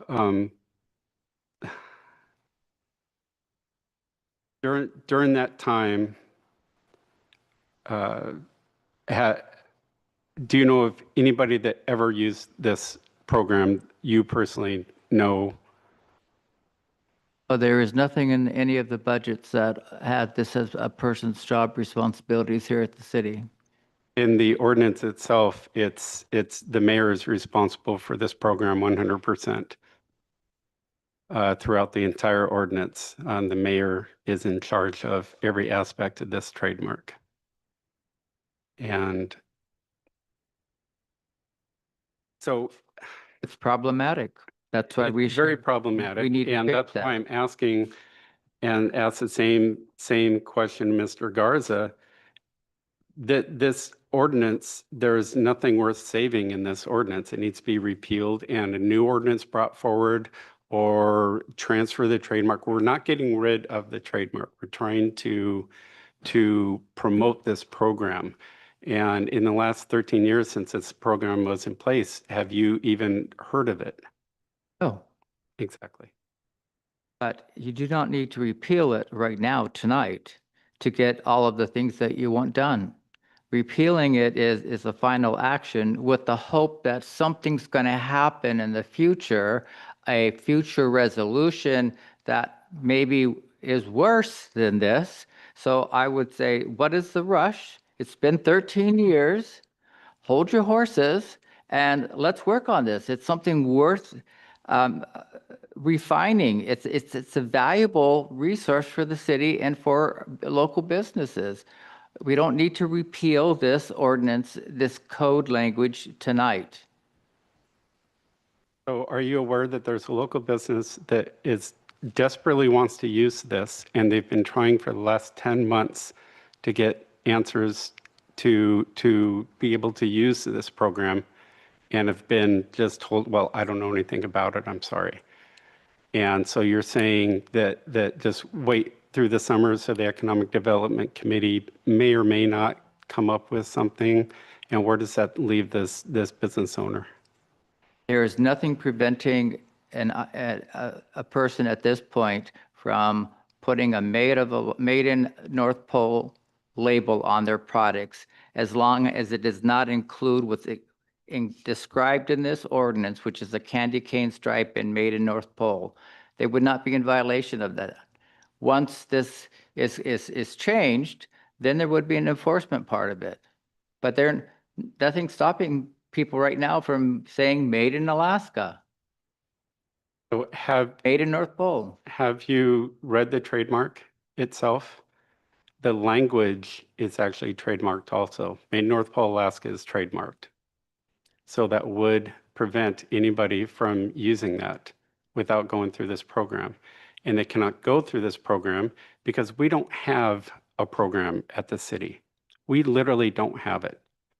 I have asked the former clerk and our deputy clerk to search everywhere they can to find any information on this program, and there is none. There's nothing on the N drive. There's nothing in any of our archives. There's nothing in our code. There's no permits or forms that are referenced in the ordinance. There is no fee in the fee schedule that's referenced in the ordinance. Councilman Brandt, is there a question in there, please? No. Okay, thank you. Any other questions for Mr. Jacobson, please? Mr. Claus. Mr. Jacobson, hello, welcome back. When you were discussing, are you still aware, I'm pretty sure you're aware, but I'm not sure that you are, that there's a separation between the city owning the trademark and the city can, once that it owns the trademark, so it can license it to whomever they'd like to have use it with just a letter, mayor.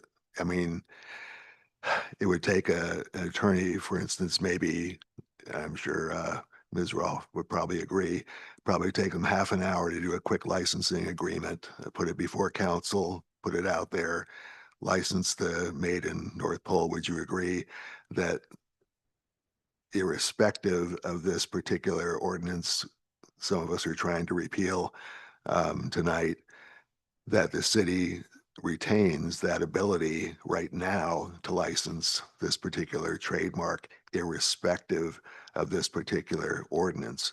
So are you aware of the differences? The ordinance basically does away with that entire section of code. So there's nothing for the council to write a letter about to a business. That's why I say I'm opposed to repealing this language and adopting this ordinance tonight. No one is going around enforcing the trademark language or logo.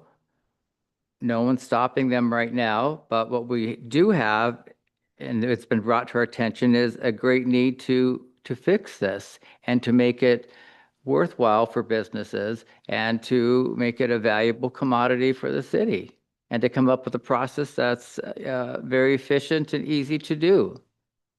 All right, Mayor, follow up. Question that you haven't asked Right. a few times before, please. Thank you. Thank you. So are you aware that the state of Alaska gives the city of North Pole the power to license its trademark? Are you aware of that? The state of Alaska has already given the city of North Pole the power to license this trademark. No Why matter what. haven't you given this business 11 months ago a letter saying you can use the trademark? That's a good question. I think it's probably because it falls to the mayor, and this resolution is so, the one that we're trying to repeal, this ordinance is so complex and convoluted that this mayor and the previous mayors have not known really how to do anything with it. So this particular enterprise that would like to use it and have wanted to use it over the last many months has been stonewalled. Are you aware of that? No, but again, I don't think it's worth changing what you have in code for something that you think you might have in the future that could be better without seeing it. So, you know, please do not adopt this ordinance. Give us time to come up with something that is user-friendly, helpful, and promotes North Pole and promotes items made in North Pole to help our local economy. Thank you, Mr. Jacobson. Any further questions from Mr. Jacobson? Thank you for joining us this evening. Appreciate it.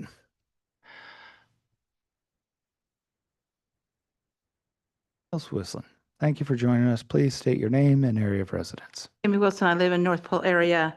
I'm gonna go a step further than Jeff did. I think you should vote this one down because really, made in Alaska, does anybody know how well that does? I know in the legislature, they talked about putting it on different things and putting it out there, and they actually had revenue generated from it. So to just get rid of something because you don't like it or you don't like the person, you know, it's wrong. I mean, this whole thing is wrong. You vote it down, get some volunteers. I'd be happy to join Jeff, and I'm sure there's others, but you had an economic development meeting posted 24 hours before it was done, and now you want to bring it forward when 2 members abstained, which, by the way, you can't abstain by Robert's rules, but just wanted to put that in there. You can conflict out, but you can't abstain on it and say, just throw it all out because none of it could be good. Does it need to be rewritten? I absolutely believe it needs to be rewritten. Really? You're going to charge somebody with a misdemeanor for using it? Maybe a little bit further out there. But what can it do for the community? It's not about just the trademark. It's not just about, you know, some 13 years it's out there. Really, it should be embarrassing it's sat around for 13 years. But I don't know why. You know, I mean, mayors have a lot of things to do, you know, and there are a lot of ordinances and there's the charter and it's getting to know everything. So for one person to be responsible, no, we as a community of the North Pole community are responsible for letting it sit there and do absolutely nothing with it. All of us, including me, because it's the North Pole area. It's not just the city. And we should be proud of it. And if somebody comes into the community, because I was thinking about Santa Seniors, has anybody been over there to the gift shop?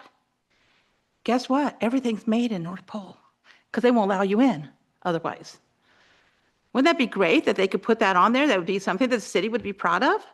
But tonight you could just throw the whole thing out in hopes, been there, haven't we, that somebody will do something about it afterwards? No, I think the economic development should take it over, at least have the first meeting on how can we fix it, how should we fix it, or make a subcommittee out of there. Because guess what? It's about economic development, and that's why you have a committee. It doesn't seem like it's that far apart. And I just think the whole reason it was brought up is because people wanted to take shots at each other. And you know something? I am personally tired of seeing it and feeling it when I'm up here because this one thing could change things if we all wanted it to. Or we could just throw it out and say, hey, you know, North Pole's whatever it is, which is kind of what Fairbanks already thinks of us. I'm not willing to give it up on that, and I hope you're not. If you vote it down tonight, and you have a committee, and maybe it turns out that the best thing is to get rid of it. But who knows? I don't. And y'all really don't know. Nobody in the audience knows.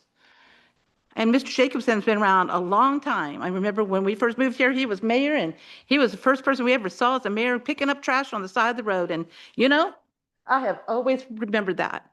So why not be remembered that we have something that says we develop things here and we make more opportunities so more things can be done. So it's in your hands to do it. All I'm asking is there's absolutely nothing wrong about turning this down for tonight, putting people to work, see if they can come up with something better, bring forward something, and then if we fail and we don't bring anything forward, then get rid of it. But at least you gave us an opportunity to be proud of the community we live in. Thank you. Oh, and by the way, are you aware? I'm aware of a lot of things. But if you have a question, I'm happy to answer it. Questions for Ms. Wilson? Please, Councilman Claus, if you haven't already asked it, continue. Ms. Wilson, Yes. are you I am aware. Go ahead. are aware? The trademark that the state of Alaska issues to anybody, including the city of North Pole, is a commodity that entity can decide to license or actually act on it itself to garner the Councilman potential Claus, I'm going revenue. to interrupt you right there. I'm sorry. Point of order. You have asked the last three people, are you aware of this? This is now the fourth time. If they're not aware and they didn't hear it in the room, appreciate that. Do you have a question in there that you haven't already asked? No, I don't, but Okay. they're three different individuals, and I think they have a right to answer my question. Could But I answer it, go Mayor? ahead. Yes, you may, please. Thank you so much, sir. It's not just about the trademark. I think that's what you're all missing.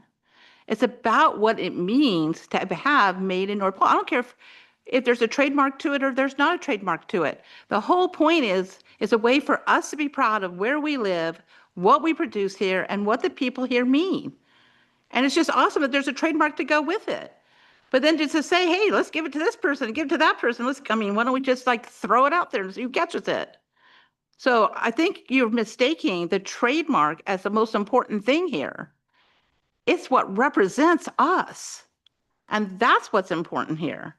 Not just this piece of paper you get, is that it came from the community that we all built it up to what it is right now, and will continue to build, as we heard, as we continue to go, because we are the fastest growing area, and there's a reason for it. So why not be proud and build on top of it? Just a thought. Thank you, Ms. Wilson. Thank you. And by the way, the assembly, we also got in trouble by using questions, are you aware? So that's why I'm so aware of it. Possibly a new rule. Thank you, Ms. Wilson. Anyone else would like to give public testimony on this item? Good evening, sir. Please state your name and area of residence. Good evening. My name is Brent Greenwood. I live in Salcha, but I work at the business here that has a desire to use this logo.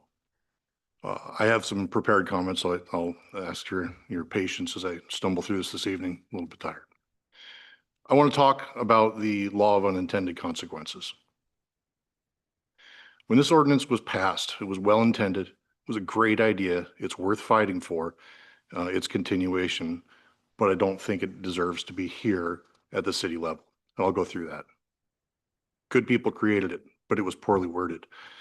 It's problematic. It's bogged down for so many months just to get to the point where we're at, and it's still not available. The rules work against businesses moving forward with it and make it cumbersome. The solution isn't more government, but in this case, it requires government action nonetheless. No government anywhere in the U.S. is praised for its streamlined approach to problem solving. It's a sausage-making process with imperfect but well-meaning people, and in the end, it's a bureaucratic and almost always slow at progressing solutions. By its nature, government is a slow churning process of compromise and trying ideas, but at its best, it creates a framework for security and promotion to protect its citizens. In this case, it's tried to create a structure to promote business and commerce, but the method is flawed and slow to correct or move. If the city retains the program, I see a future similar to the past. I encourage the city council to get out of this program because insanity is doing the same thing over and over and expecting a different result. We all want the program to exist. Who is involved with the program is the ultimate question. Business is the answer. While governments are slow and deliberative bodies, groups like Chamber of Commerce are the best kinds of groups to handle this kind of program for the following reasons.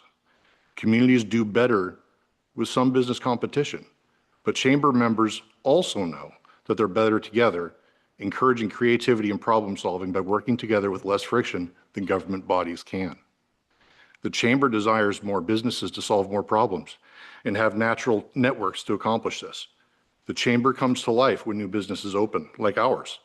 They actually reached out to come alongside us and help us grow and succeed, providing solutions to problems we had not seen coming yet and being the help that we needed. This is the kind of environment where a program like Made in North Pole would be utilized and spotlighted, drawing more businesses and creative people into the system, ideally while growing the city tax base without any city involvement. There is an opportunity cost to not moving forward now in the matter proposed. The pace of government is nowhere near the pace of business. One is faster than the other in almost all ways. If the ordinance is repealed now, as put forth 2 weeks ago, and the trademark is eventually transferred as proposed to the Chamber of Commerce is ready to move forward to use the summertime to encourage potential new startups, educate the existing businesses in the area, and bring this program to light and life long before the Christmas season that is so important to our area's economic situation. By not moving now, we lose time. Right now, there are people who want to use the program, but can't. Or worse, they don't know it exists. The city has already suffered a loss of what would have been income due to well-intentioned but poorly constructed ordinance. There are those who would have used the program but couldn't. The city can end this loss in the future by getting out of the program altogether and allowing the professionals to take the ball and run with it. Chamber is motivated and ready. They have the depth, the motivation, the systems in place that could easily take this into the future in a more successful way for all of us. Prolonging the process for the purpose of endless talk benefits nobody. Getting it done now solves the problem and gives a solution. At the end of the day, the removal of the ordinance, the original ordinance, and passing the trademark to the chamber only works to benefit the city and its residents. Taxes have the potential to go up from increased business. People see products and services enter the market that weren't there before. Thoughts of failure. One gentleman earlier tonight talked about thoughts of failure of city officials. Those failures go away. Mistakes such as those brought up by Mr. Rolfe earlier this evening, they disappear. You all get a win. You get less friction, fewer arguments, and the public sees a success. I encourage the city to keep the thumb off the scale of commerce. Someone said earlier. Sorry, your time is up. Do we have any I'll questions, give you please? 2 more minutes. You can't actually give him Actually, 2 more I can. minutes. You can ask him a question. Would you like to continue and finish your statement, please? I have 10 seconds left, and that's all, is this. Someone said earlier that removing the city ordinance could make things worse, and all I have to say is worse than what? Nothing? That's all I had to say. That was my last comment. Thank you. Are there any further questions? Thank you very much. Any further testimony in the room or online?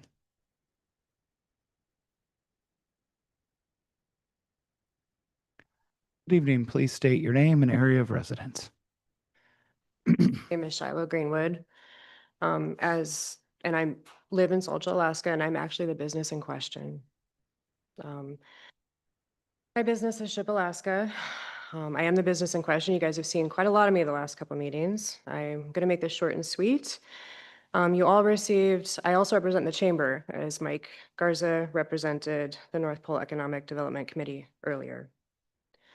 You all received a letter from the chamber earlier, probably today, and it states, "Dear Mayor Church and members of the North Pole City Council, on behalf of the North Pole Community Chamber of Commerce, we appreciate the city's efforts to streamline municipal operations and eliminate programs that are no longer considered core government functions. While we support the city's decision to discontinue administration of the Made North Pole program and the ordinance in question," that's I read that into that, I apologize. "We respectfully request that the city then transfer ownership of the Made in North Pole, Alaska certification mark to the North Pole Community Chamber of Commerce, rather than allow the program to be dissolved. The Made in North Pole, Alaska certification mark was created to promote locally made products, support small businesses, encourage entrepreneurship, and highlight the unique identity of our community. Those goals remain important today. The Chamber is uniquely positioned to continue administering and promoting the program because our mission directly aligns with business development, economic growth, tourism promotion, and community engagement. The Chamber is not requesting city funding, staffing, or ongoing involvement. Instead, we are offering to assume responsibility for administration, maintenance, promotion, and future renewal of the certification mark at no cost to the city. This approach allows the city to eliminate an administrative obligation while preserving a valuable economic development tool For local businesses and producers, if approved, the Chamber intends to maintain standards consistent with the original purpose of the program while working to expand awareness and participation among local businesses, artisans, manufacturers, and entrepreneurs. We appreciate your consideration and welcome the opportunity to work with the city to ensure a smooth transition of this community asset. We already are ready and prepared. We already are ready to go. We have a staff at the Welcome Center. We have things ready, and we would love to be able to move this forward for the city. You all have been yelled at tonight. You've all been told that you're doing the wrong thing. Ultimately, being able to move forward with the Made in North Pole program is up to you guys, one way or the other. I ask that you remove this ordinance as a business and then also as a Chamber of Commerce, because in order for it to move forward, the summer is a very quick time for us, for any business, for anyone that has run a business. And it takes time for Christmas, for things to move forward. And it takes a lot of consideration and it takes a lot of time for small businesses, which we have a lot of. I thank you for your time. Thank you. Any questions? Councilman Claus. Greenwood, welcome. Would you agree that if this ordinance is repealed this evening, that the license that the city holds for this trademark could be awarded to an entity, yours or another, or several, to use the Made in North Pole logo, for instance? That could be done in the next 2 readings. I do agree with that, but I would encourage something as the Chamber of Commerce. And the reason for that is because there's a staff ready. We've talked about, and the board has met. We have moved forward with discussion on how we would, what the requirements would be, what the, how we would accept applications, what kind of yes or no, what requirements there would be. It would not be just within the city with North Pole, it would be the greater area of North Pole, which is what the chamber already covers. Encouraging commerce for the area. So would you agree that should this ordinance be repealed tonight, that your company, for instance, in the very near future, within a month or so, actually could be licensed to use that trademark by the city rather than an extended period of time while other entities keep on discussing this thing? It could be, but I do foresee that if something like that were to happen, given the heated discussions that have been happening around this, I don't feel that that is a wise decision to do. Thank you. Legally, could I already be doing such a thing? Yes, I could. Do I want to do that and throw that in your face? No, I don't. As someone who's lived here and called Alaska home for quite a few years, over 20 years, I love being here, and I love to encourage seeing the businesses grow, seeing the community grow, and seeing the North Pole area grow and North Pole grow.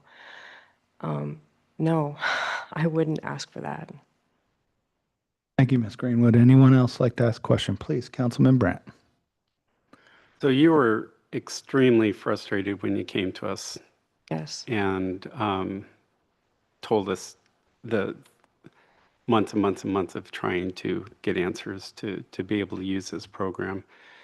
If the chamber were to take this over, would another business have those issues? Is the chamber set up to be able to use this program to promote it, to expand it? Yes, we would be, most likely would be able to present it actually at the luncheon in July, the chamber luncheon in July.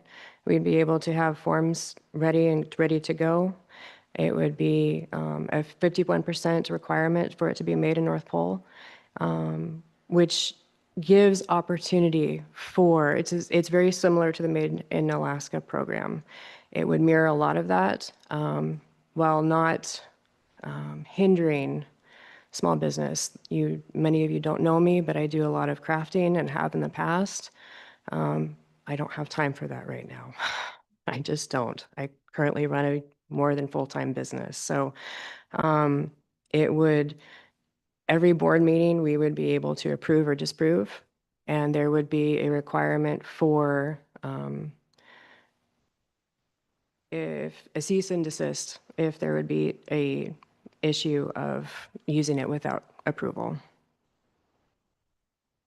Follow up, Councilman Brandt. And this would be for the greater North Pole area, not just for the city of North Pole, Correct. which we represent. Correct. And there would be a requirement for a state of Alaska business license, which the person that would be turning in their form would be required to show. And then if they are also within the city limits, they would also be required to have a city of North Pole license that they would be required to show.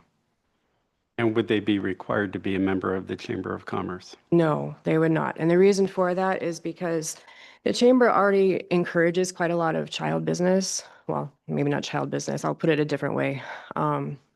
Sorry. We encourage a lot of young entrepreneur business.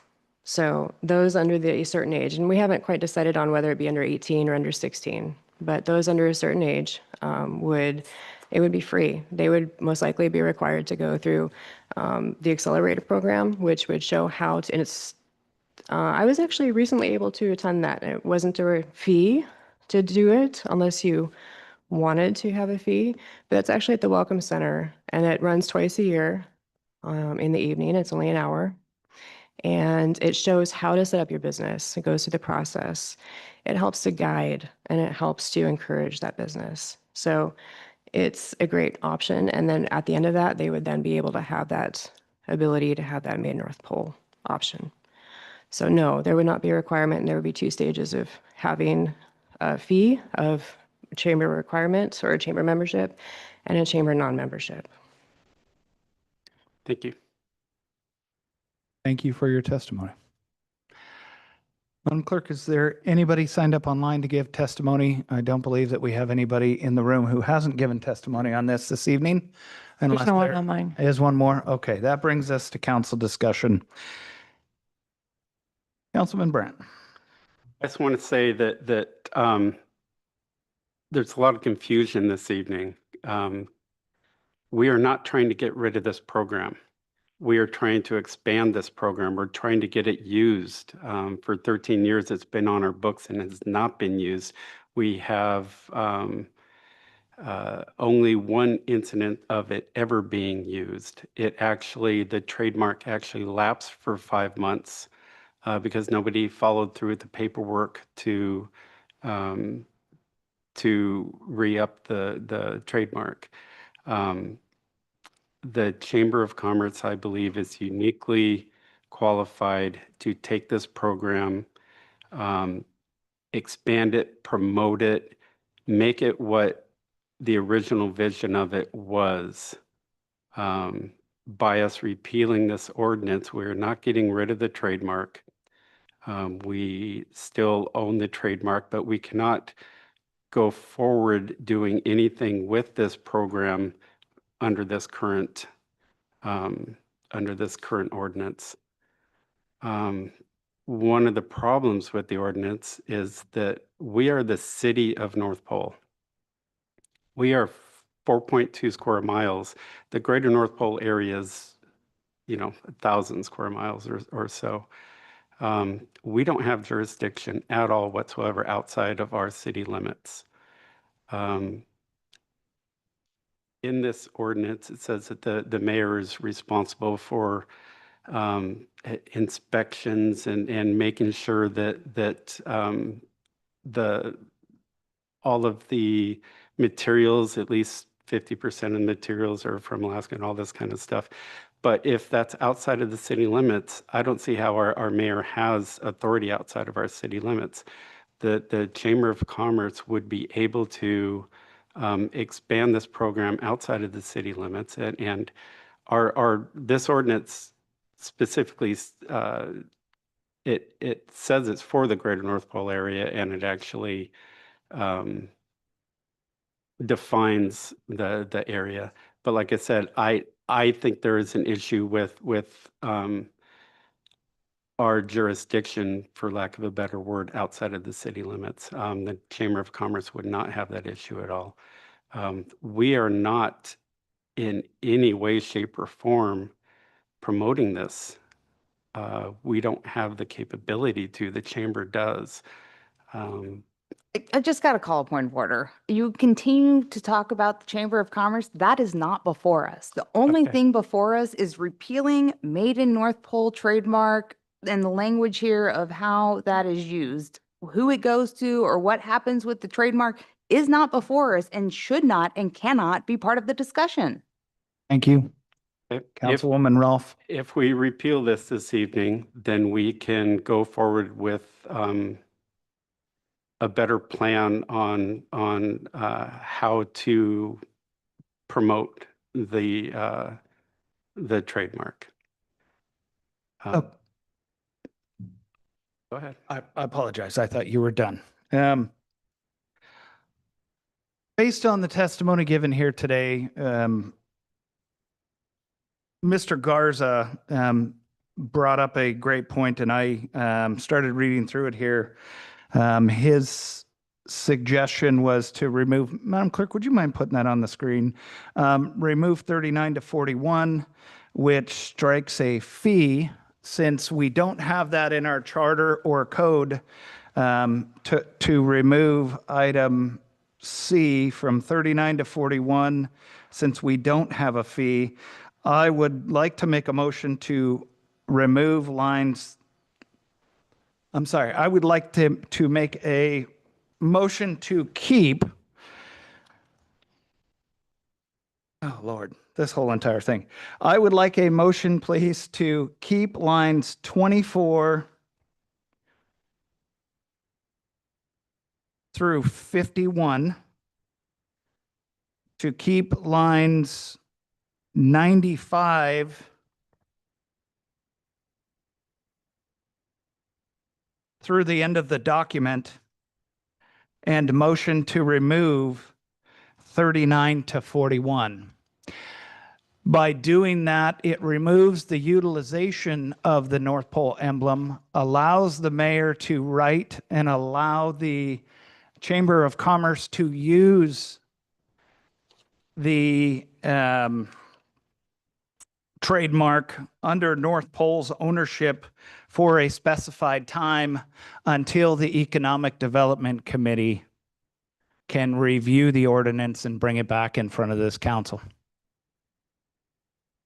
Can you restate what I certainly will. Yeah, it's a lot. So I move to keep lines 24 through 51 and lines 95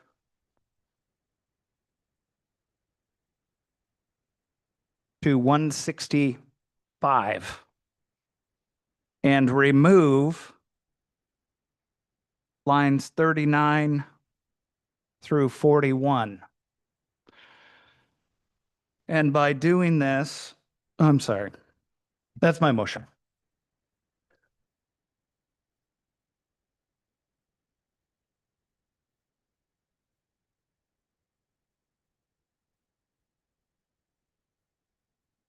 Yes, 52 We're not to bringing that part back.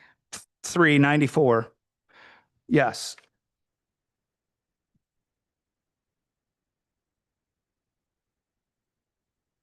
I'll second for discussion purposes. Thank you. All right. So moved and seconded. What this would allow me to do is to write a letter without a fee to allow our local business who desperately wants to use this trademark. And it would also allow me to write a letter to the North Pole Chamber to allow them to use and market this trademark until this entire section of code could be dialed in by the Economic Development Committee. But it would allow immediate action starting tomorrow so that I could write a letter and allow authorization and use of this without having to wait until June or July, as line 34 says the mayor of the city of North Pole is responsible for management and administration of the provisions relating to the Made in North Pole emblem, including the supervision of the emblem, the design and control of the emblem, and the enforcement of North Pole Municipal Code relating to the emblem. It also would retain that the city of North Pole is responsible for maintaining the rights, privileges associated with the Made in North Pole program. So immediate action starting tomorrow, rather than having to wait.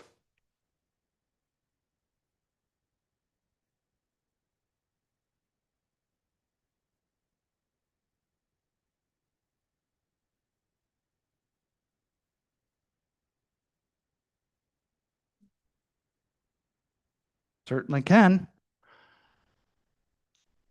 Yeah, come on up. The call for public testimony on the amendment. That's the case, Sir Mayor. Why is it that that wasn't done previously back in August when I came to the city or at the first council meeting? Why wasn't a letter written by you?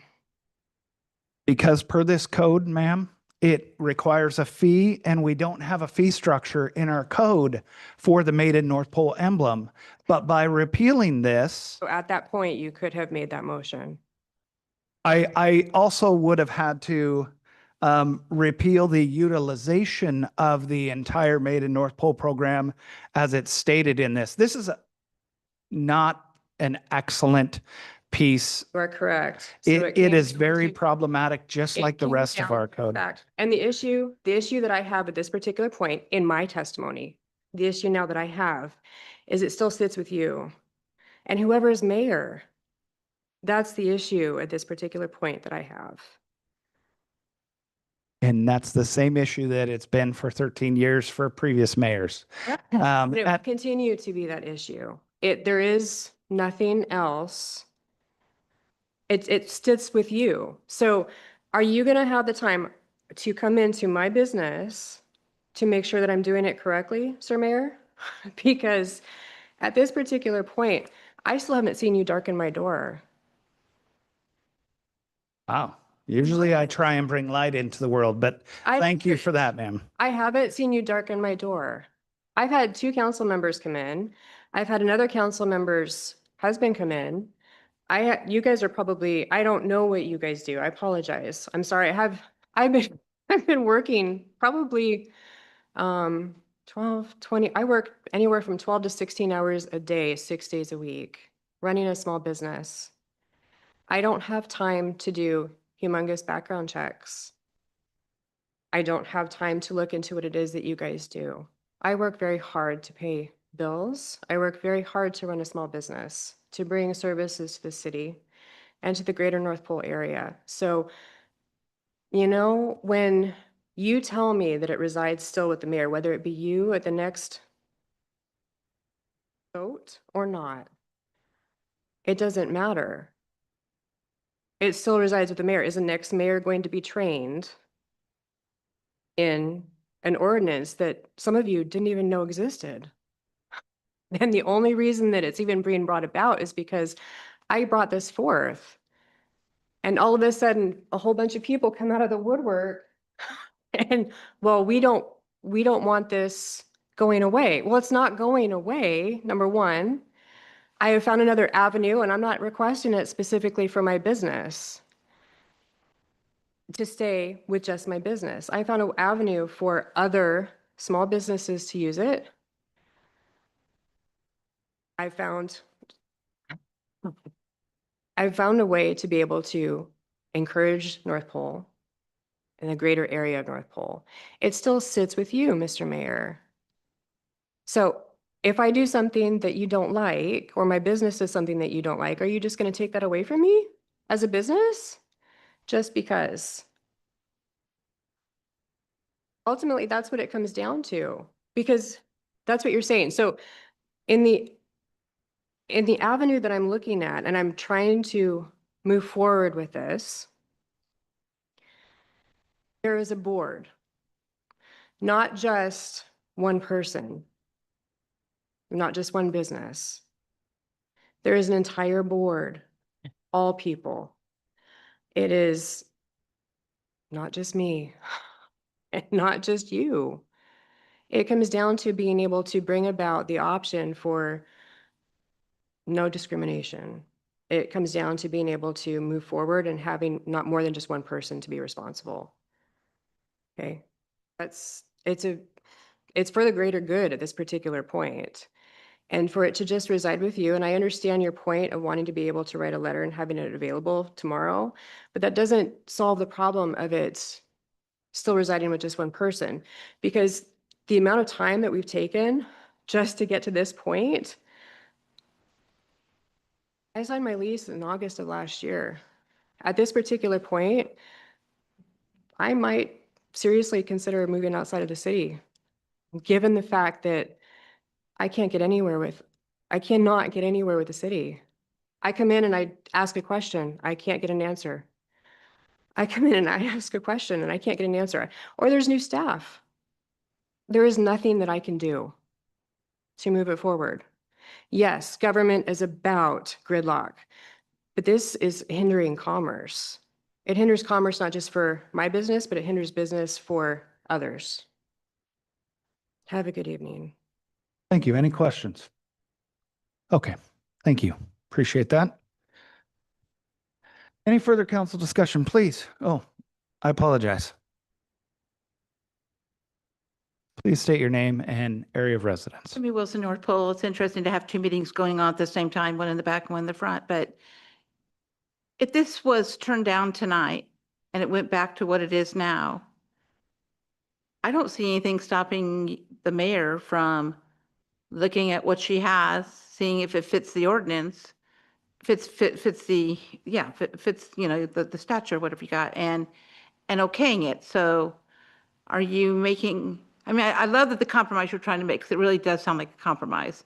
But I'm just wondering why, if the chamber doesn't really have anything going with it yet, they're going to have to set something up. We already have it here. If she qualifies underneath it, and I'm sorry, I'm not exactly sure what all the rules, and if she does, could you not just take care of this tomorrow based on what's currently there? I agree with her. No, from the minivan, yes, that is correct. I couldn't take care of it if this was just left alone due to lines 39 through 40 that says North Pole City Council shall establish forms and fees for the applications and permits issued under this section for a period which permits are valid and procedures for renewing the permits. We don't have any of that. None of that. I'm not aware of any of that ever being set up. So by repealing that language and removing that, along with the utilization of that permit and use of the trademark, it allows the mayor to write a letter to allow authorization for use for a standard period of time. And for this instance, I would probably do 6 months or until the Economic Development Committee had a chance to review this and come up with a solution to bring back to council. This allows for immediate action tomorrow afternoon, mid-morning, to make this happen and truly deliver this to the chamber to allow them to use it, and to the business who has been desiring to use this for 10-ish months. And absolutely, and I completely agree. The one thing I don't understand is if you took that same section out so that you didn't have to have the application, all the rest of it, what would stop you as mayor as now having the authority without writing the letter to the chamber? And I'm fine doing it with the chamber, it's just that the chamber would have to set things up. You already have them set up. So I guess that's what I'm not understanding. Agreed. We'd have to repeal a lot of the utilization language that is in this section for me to do it, which is why I suggested removing all of the utilization of the emblem, because it talks about a permit holder, what happens with that permit, how long that permit lasts, who can use it, how it's used. By removing that, it allows me to take immediate action until things can move forth. But then I would just ask that you would amend your amendment to include 6 months or a timetable so it does come back. So the utilization can be, but that the council knows it's kind of on a timetable, right? If it's indefinitely, nobody does anything, but you're saying you'd write the letter for approximately to be good for 6 months, Right. then it would be nice to know that that was, part of what's happening tonight. So that would allow the Economic Development Committee Correct.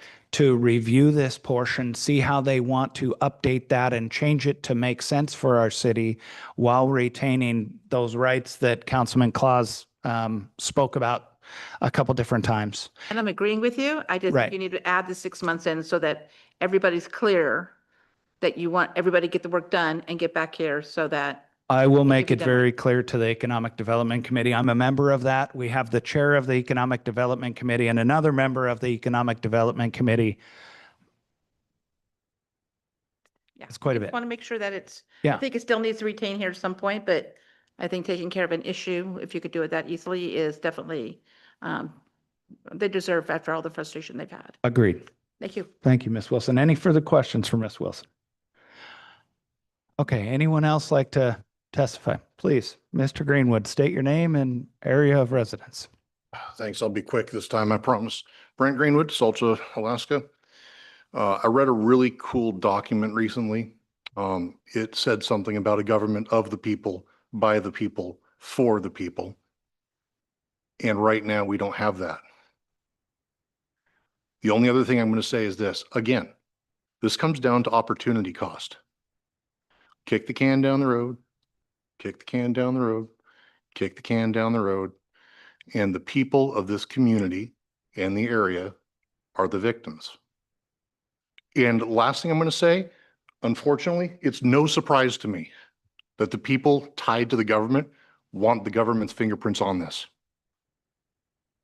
Those who have testified who are tied to the government want the government to control this.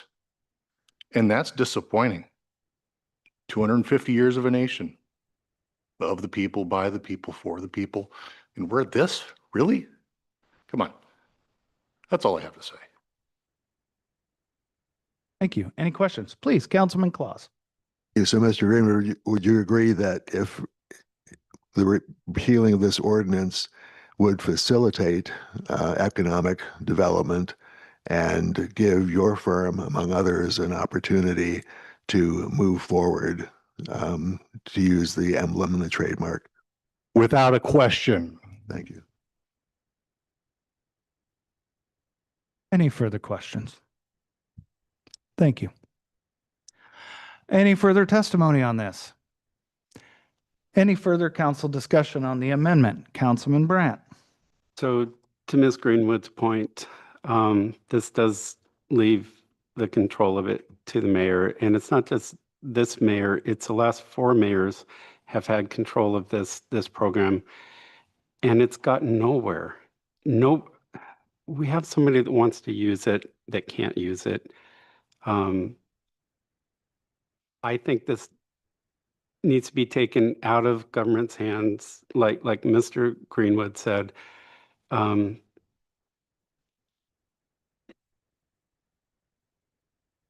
It doesn't belong in the city of North Pole. We're not the most appropriate place for this.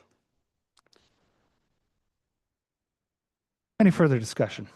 Madam Clerk, please call the roll on the amendment. Okay, I'm going to repeat the amendment as I have it written. So on the amendment to remove the strike-throughs from lines 24 through 51 and lines 95 through 64, and retaining the strike-throughs on lines 52 through 94. Mr. Schuster? Just point of clarification, it should say line 164, 95 to 164. Removing the strike-through from 24 through 51 and 95 through 164, and retaining the strike-throughs with line 52 through 94. And 39 through 41. Correct. Yep.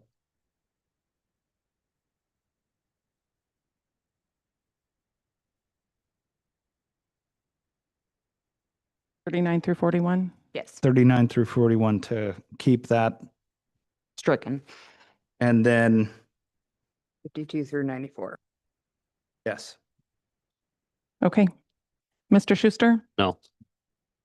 Mr. Williams,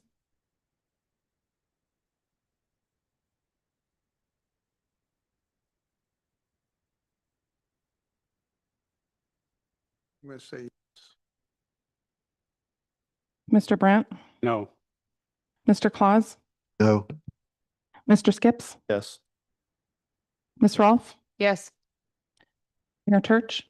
Yes. Would anyone like to change their vote? And that passed 4-3.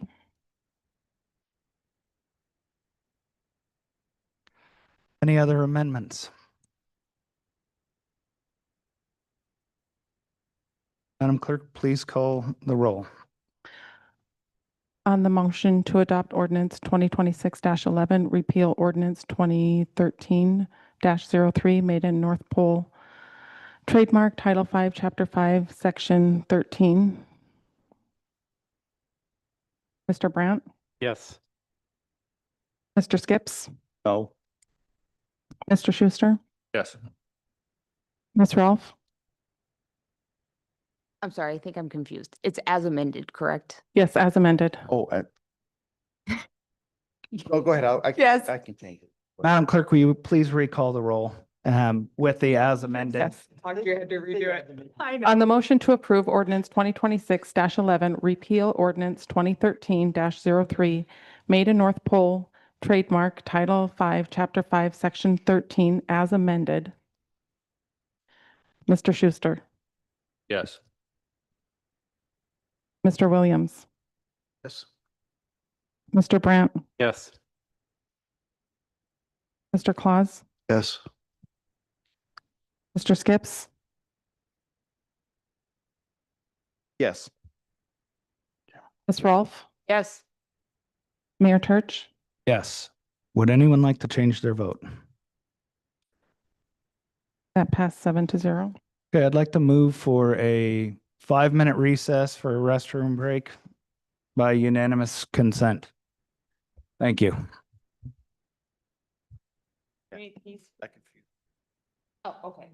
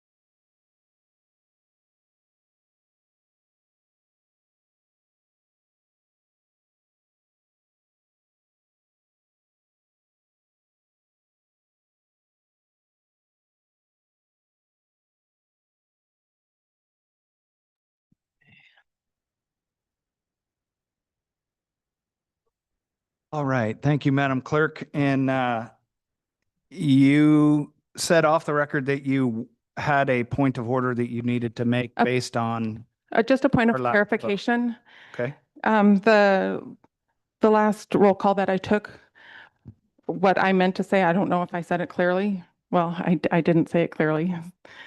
Was the motion to approve ordinance 2026-11, repeal ordinance 2013-03, made in North Pole trademark Title 5, Chapter 5, Section 13 as amended.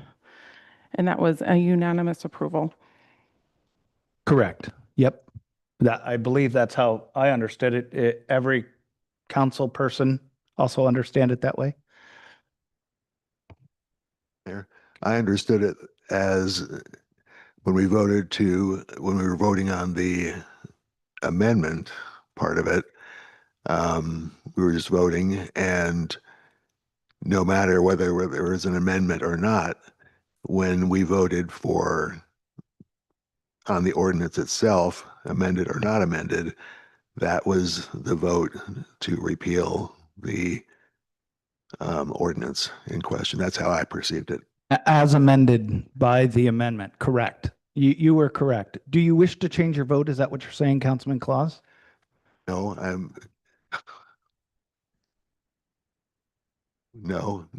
So I think what he's saying is it's his understanding that the unanimous yes vote still repeals it. But what you're saying is that it doesn't actually repeal it. It now has a new form, and the ordinance now, or the code is now with sections Yeah, correct. 39 through 41 moved and 52 to 94 removed, but it still remains an active code. Everything else is active. That is correct. And I believed I was voting to approve the repeal of the entire ordinance, amended or not. Do you wish to change your vote, sir? No. Okay. Thank you for the point of order, Madam Clerk. That brings us on to new business. Item 13A. Can I get a motion, please, to introduce? Motion to introduce ordinance 2026-12, categories of employees. Second. So moved and seconded. Could I get a staff report, please? This was brought to us by our HR Director, Maggie Kimmel, so I think it's appropriate for her to give the staff report.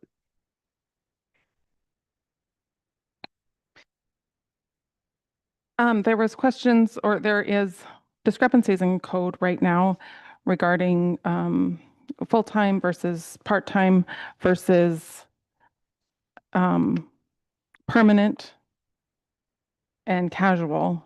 And the code we need to match what we're doing with code, number one.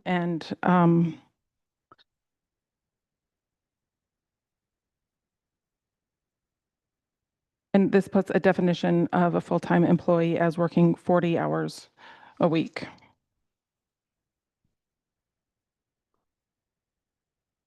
Okay. Thank you, Ms. Kimmel. That brings us on to call for public testimony. Is there anybody in the room or signed up online who'd like to give public testimony to this? Seeing none. That brings us on to council discussion. Please, Councilman Brandt. A question for Chief Heineken. So the way I understand casual employee, that means that somebody that's not regularly scheduled to work certain hours. The fire department has casual employees, is that correct? Yeah, absolutely. We have approximately 15 of our part-time casual employees. That you call in as needed basis? Yeah, they have no set schedule, no expectation that they'll have any employment next week type of thing. I shouldn't say next week. We usually do it a month or so in advance, but there's no expectation that they'll have shifts into the future. So they are, used when needed. So they are casual. Thank you. Chief, did you have a chance? I know you were on vacation. Did you have a chance to read through this ordinance? I have some trepidation about the 40 hours a week as it's written in here and scheduled because your fire department employees are on 24-hour shifts. So essentially they would have to work two shifts where typically they work 4 shifts in a week. And they would qualify for full-time benefits even if they only work 2 days a week. Is that correct? I'm not sure if I tracked that right. When I did read through this and was a little bit concerned with the 40-hour because on average, what our staff work is 106 hours in a pay period, which comes out to 53 hours a week. And usually where their shifts fall, they will meet a minimum of 40 within any week. We usually don't use a weekly basis for our staff because they're FLSA exempt employees under a firefighter schedule. So we use 14 days with everything we do with them, not by week. So it might be cleaner to amend this to add firefighters, working on a 14-day cycle, working 106 hours in that 14-day. I wasn't overly concerned with it because, yeah, for the most part, our guys are working more than the 40. Right. Okay. Councilman Brandt. What if we amended it, say regularly scheduled for at least 40 hours of work per week? That would probably be a simple solution. Yeah, to add a minimum of 40 hours a week or something. Minimum. Yeah. Okay, yeah, that's perfect. Thank you. So I would like to propose an amendment. Line 21, strike or just add after 4, so it's regularly scheduled for, add a minimum of 40 hours of work per week. Second. Discussion on the amendment. Public testimony on the amendment. Please call the roll on the amendment. On the amendment to insert a minimum of 40 hours of work per week to line 21. Mr. Brandt, Yes. Mr. Schuster, Yes. Mr. Claus, Yes. Mr. Skips, Yes. Ms. Rolfe, Yes. Mr. Williams, Yes. Mayor Church. Yes. Anyone like to change their vote? Any other amendments or council discussion? Madam Clerk, please call the roll. On ordinance 2026-12 categories of employees as amended. Mr. Schuster, Yes. Ms. Rolfe, Yes. Mr. Brandt, Yes. Mr. Williams, Yes. Mr. Skips, Yes. Mr. Claus, Yes. Mayor Church. Yes. Would anyone like to change their vote? Okay. What's the tally on that, Madam Clerk? Oh, I'm sorry, that's 7-0. All right, thank you very much. That moves us on to 13B. Can I get a motion, please, to introduce? Motion to introduce ordinance 2026-13, insurance for disability benefits. Second Skips. So moved and seconded. Can we get a staff report, please? Again, if our HR director, Maggie Kimmel, could give the report on this. This one's a little trickier. This one removes permanent from lines 21 and 31. Code doesn't really speak to permanent employees in this way, and there's a contradiction where on the previous ordinance, it does exclude part-time and casual members or employees from insurance benefits. We do have some permanent part-time employees that currently don't receive health benefits. And this is an effort to clear up those discrepancies. Okay, thank you, Madam Clerk. Anyone like to give public testimony on this item? Seeing none, that brings us on to council discussion. Councilman Brandt. I just have a housekeeping item on this one and the previous ordinance. I forgot to bring it up that our former clerk, Ms. Braniff's name is on this. I just think that should be changed to Ms. Kimmel's. Yeah, I will change that. I'd also on the top. The copy I have in my hand says introduced June 1st. I have corrected that to June 15th. I can't remember if that is correct in your hands or It is. it is. Okay. Yes.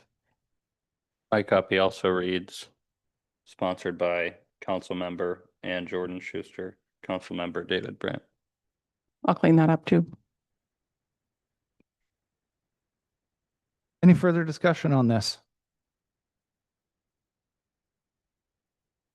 Seeing none. Madam Clerk, please call the roll. On ordinance 2026-13, insurance and disability benefits, Ms. Rolfe, Yes. Mr. Williams, Yes. Mr. Brandt, Yes. Mr. Schuster, Yes. Mr. Skips, Yes. Mr. Claus, Yes. Mayor Turch. No. Would anyone like to change their vote?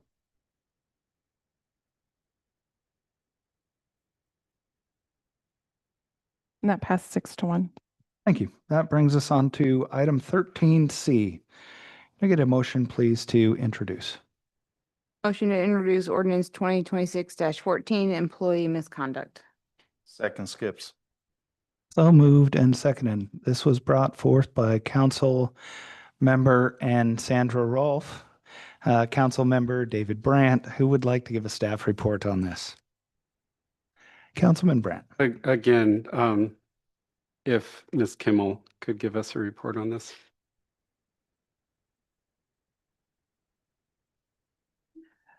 This ordinance basically removes WorkShield from code. WorkShield is a third-party contractor that does HR investigations for us. We currently have a contract that expires the end of July, the end of June. And WorkShield has sent an email to me declining to continue their service with us. Thank you, Madam Clerk. That brings us to a call for public testimony. Anybody in the room or signed up online like to give testimony to this item? Seeing none, it brings us to council discussion. I think it makes a lot of sense. Any further discussion? Please call the roll. On ordinance 2026-14, employee misconduct, Mr. Skips, Yes. Mr. Williams, Yes. Mr. Schuster, Yes. Mr. Brandt, Yes. Mr. Claus, Yes. Ms. Rolfe, Yes. Mayor Turch. Yes. Would anyone like to change their vote? That passed 7-0. Brings us on to resolution item D. Can I get a motion, please, to adopt? Motion to adopt resolution 2026-07, updating authorization to sign. Second Skips. Seconded by Skips. Thank you. Brings us on to a staff report. Mr. Harlock. I can take it if you'd like, sir. It's just updating the signers for the North Pole City accounts. Brings us to a call for public testimony. Is there anybody signed up online or in the room who'd like to give testimony on this? Brings us to council discussion. Councilman Brandt. Again, there's a little housekeeping on this one. The date, introduced date is 2025. The past and approved date is 2025. And the whereas, it says, whereas there is a change in personnel on the North Pole City Council. I don't know of any changes in North Pole City Council since last time we signed this.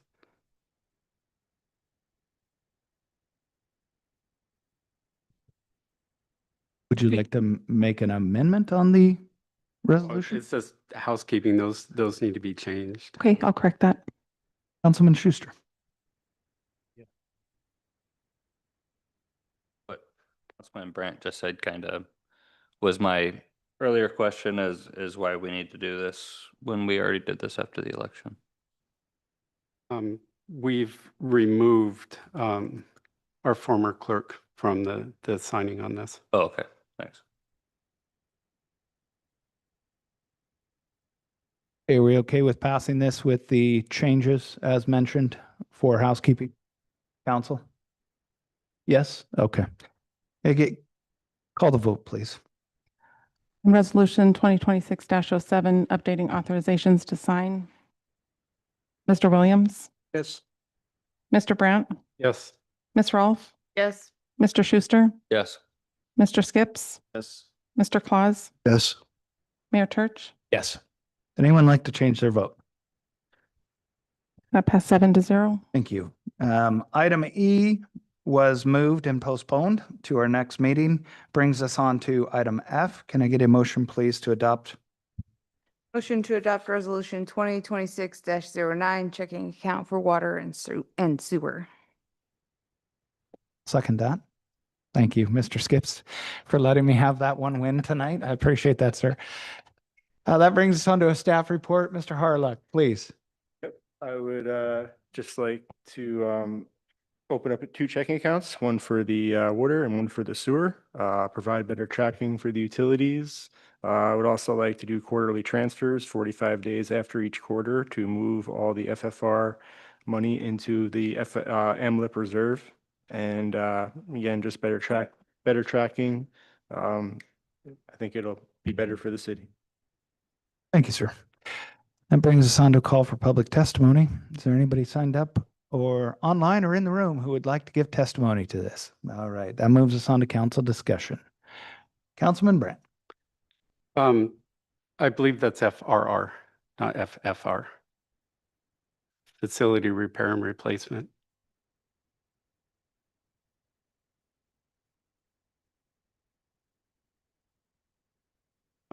The other question I have is, I agree with you that the money for the utilities should be separated from the general fund.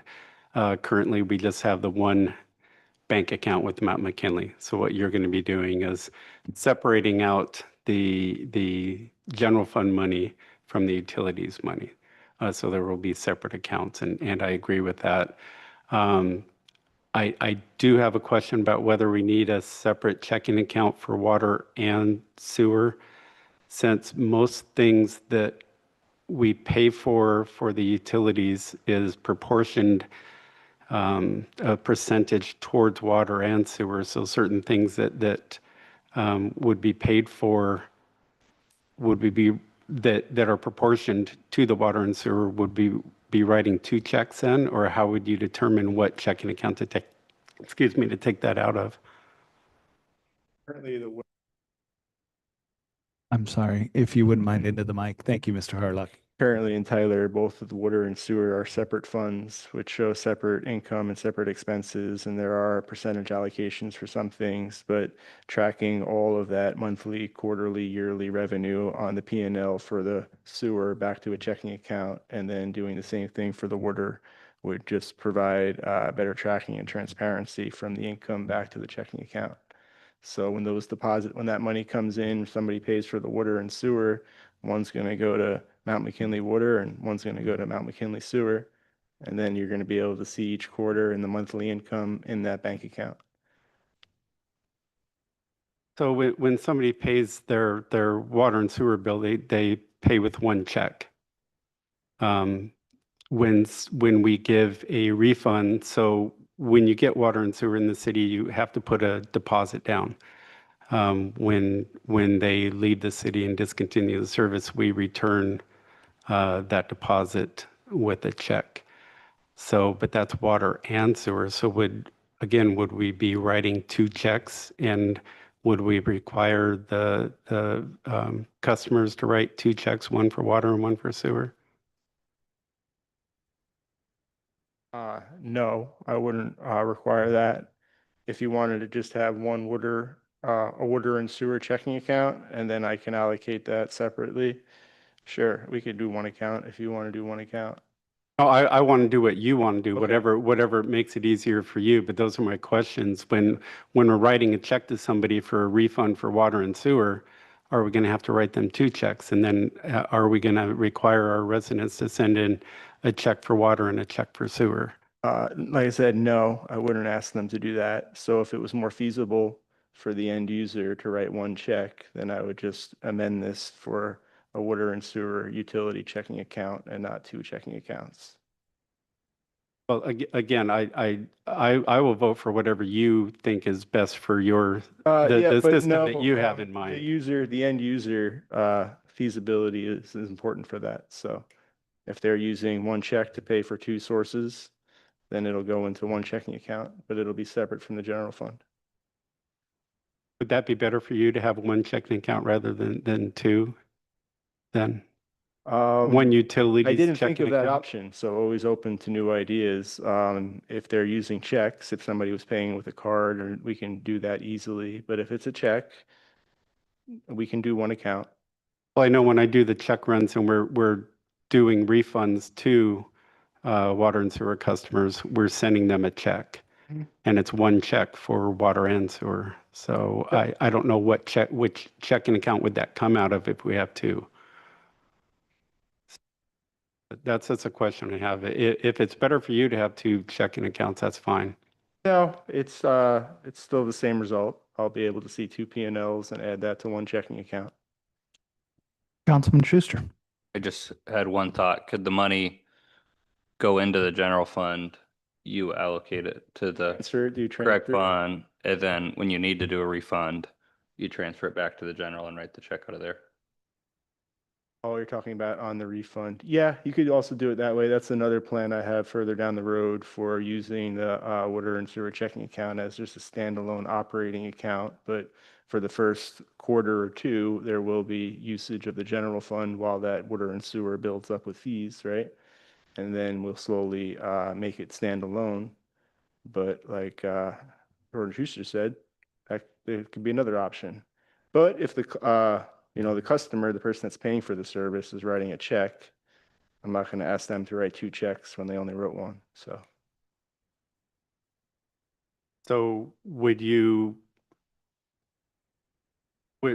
prefer to have the one checking account then? Would that make it easier for you, or would My you main still goal like is to two? separate the utility from the general fund. Right. So- I mean, that's the main goal is Yep. to get those Yep, separate. yep, So if we yep. have, well, I just think if we had one checking account, it'd be easier to allocate stuff without having to write to decide what checking account to take it out of. So, Yeah, I agree with that. If we Okay. want to amend that and do well, one account. I will propose that amendment then.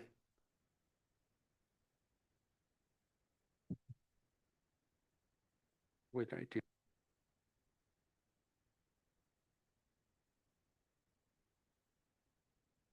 I guess the amendment would be the title of the resolution. It's to say adopting enterprise checking account for the city and sewer utility.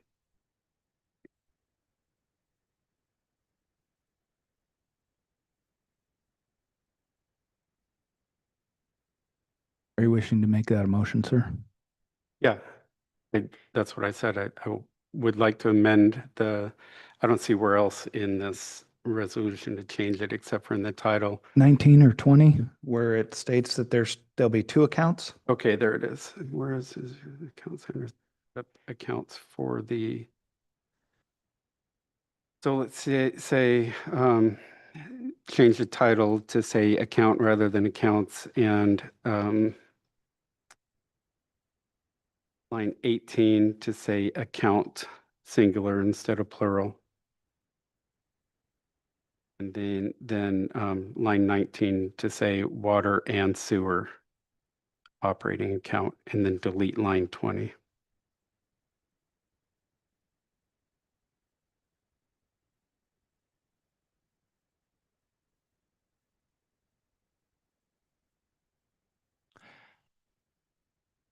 While we're processing, do we have a second for that I'll amendment? second. Thank you, Mr. Schuster. Do we have anybody who would like to give public testimony on those amendments? Okay, we're back to council discussion. Madam Clerk, did you get all that for the, I did, but I'm Okay. going to read it back. On the motion to amend Resolution 2026-09 to correct the word account to account on line 5. Change it to from accounts to account on line 18. Amend line 19 to say water and sewer operating account and strike line 20. That is the amendment. Councilman Brandt, if I may ask you to amend your motion to also add in line 15 to remove the plural and just have it be account, since we're doing that with the remainder of the document. Yeah, I agree to that. Of the second, Mr. Schuster? Yes. Okay, thank you. No further discussion. Madam Clerk, please call the roll. All right, on the amendment to Resolution 2026-09, Mr. Schuster, Yes. Mr. Williams, Yes. Mr. Skips, Yes. Ms. Rolfe, Yes. Mr. Claus, Yes. Mr. Brandt, Yes. Mayor Church. Yes. Would anyone like to change their vote? That passed 7-0. Thank you, Madam Clerk. That brings us on to new business item G, request to council. And a motion, please, to approve. That was on the amendment. We haven't Oh, voted on the resolution. Thank you for the point of order. I appreciate that. Well, I'm trying to move right through this here at 9 o'clock at night. Okay. Any further amendments on the resolution? Seeing none, please call the roll. Right, on Resolution 2026-09, checking account for water and sewer as amended.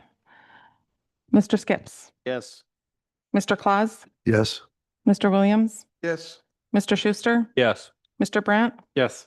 Ms. Rolfe, Yes. Mayor Church. Yes, sheepishly. Would anyone like to change their vote? And that passed unanimously. Thank you, Councilwoman Rawl, for that correction and point of order. Now that brings us on to item 13G. Can I get a motion, please, to accept the request to council? Motion to accept request to council FNSB EMS contract renewal. Second Skips. So moved and seconded. Thank you, Councilman Skips. That brings us on to a staff report. Chief Heineken. Yep, as I'm sure all of you are aware, the North Pole Fire Department provides ambulance service in the greater North Pole area outside of our city limits through a contract with the Fairbanks North Star Borough. This is up yearly, so it is that time of year again. This is a contract extension, and I do apologize. The original packet didn't have the original contract along with it. I had provided that to Emily previously, but it didn't make it to your packet. So hopefully that was emailed to you today, and you have the full document of the contract plus this contract extension. The contract extension has a 10% increase from last year's contract amount. And then no other significant changes to the contract are made. It's basically just to update that contract sum. So I just request that we approve this and continue with that service outside the city. Okay, thank you, Chief. Anyone signed up for public testimony in the room or online?